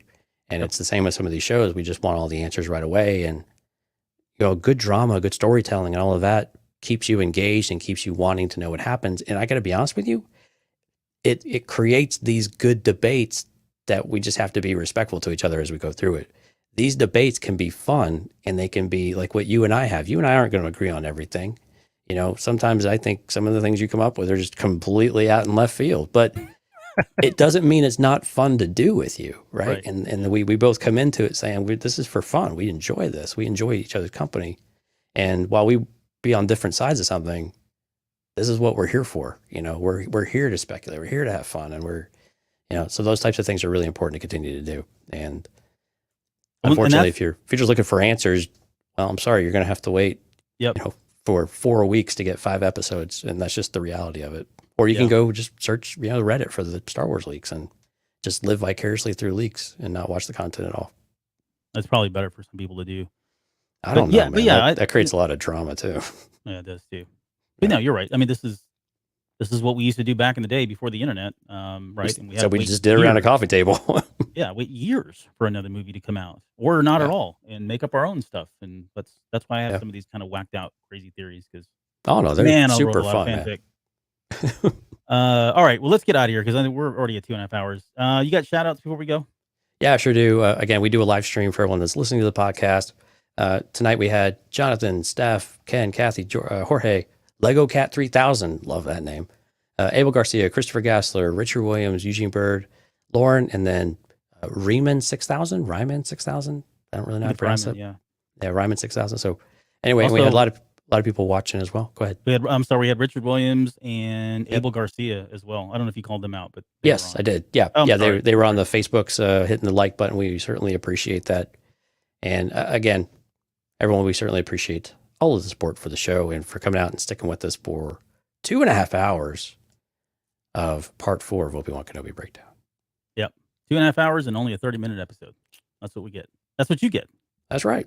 Quality These things don't really scale well. Yeah, but no, we'll figure it out eventually. No, this is every time we say we're going to make it shorter, everybody goes, "No, keep going, keep talking." So we'll continue to do it until the numbers start to drop. Okay, or until we pass out from exhaustion and heat under the lights. Yes, yeah. I've got so I did record the unboxing of my High Republic book set that I picked up at Star Wars Celebration, the one that you see there behind Jonesy if you're watching the feed here. And I had a problem with the camera. It was a little shaky. And so I'm going to just redo it, but I'll take the shake. I'm going to redo it. you're not going to get the benefit of me opening the pages and seeing the reaction. So it's going to be more of a, hey, look what I got and you didn't kind of thing. Okay. So what you can do though, what you can do is you record the video, but you dub over your audio. With all of your excitement. You should have said that off the air. I would have done that. Oh no, the camera's too shaky. Well, right. You just re-record the video and then you just use the audio you had. Well, I can't open the shrink wrap's gone, is what I was saying. Oh, well, yeah. I mean, there's ways around that. I guess I got to cut that too. Either way, I'm probably going to redo it, and I'll share it's that. Still gonna, regardless, it's still going to be worth it because this is an amazing box set. Yeah, it's very cool. But I still have that. I still have the 3rd book of the Thrawn trilogy that's still in a cardboard box. I've not even opened that. And a couple of things my goodness. I'm planning on doing. Yeah. It's still this is a massive box. Look at the box it came in. Wow, that's huge. Definitely protected though. For one box, yeah, and I can just hear the foam in there. It's all encased in that. So that's going to be an amazing. That'll be fun to open up. Yep. All right. Anything else before we get out of here? I hope that's it. Okay. Well, thanks for coming out to this show tonight, and we'll be back on Tuesday of next week. We've got a number of shows that we're still planning on doing. We'll start getting into some of the stuff that was shown at Star Wars Celebration and breaking that down very soon. So look for that. And next week for the Kenobi Part 5, we're actually going to do it on Wednesday night. So you're going to get a much more raw reaction from us on the show. So Tuesday and Wednesday next week. Oh man, we got back-to-back shows. Yeah, okay, back-to-back, baby. All right. Well, with that, we'll see you guys next week.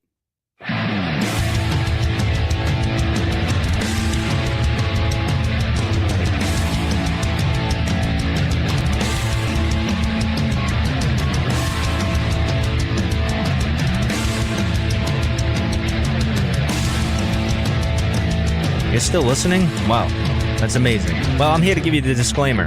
Normally we do a big, long, drawn-out disclaimer thing saying what's what and who's what and all that other stuff, but I think you guys kind of know that Lucasfilm and Disney have no affiliation with us at all, and we have none with them. We talk about Star Wars, which is their property and all that other good, fun stuff, but I think you can tell which is our stuff and which is their stuff. If you can't, well, then send a lawyer to send an email to me, and I'll be glad to chat with them. Other than that, you know what's what, so that's your disclaimer.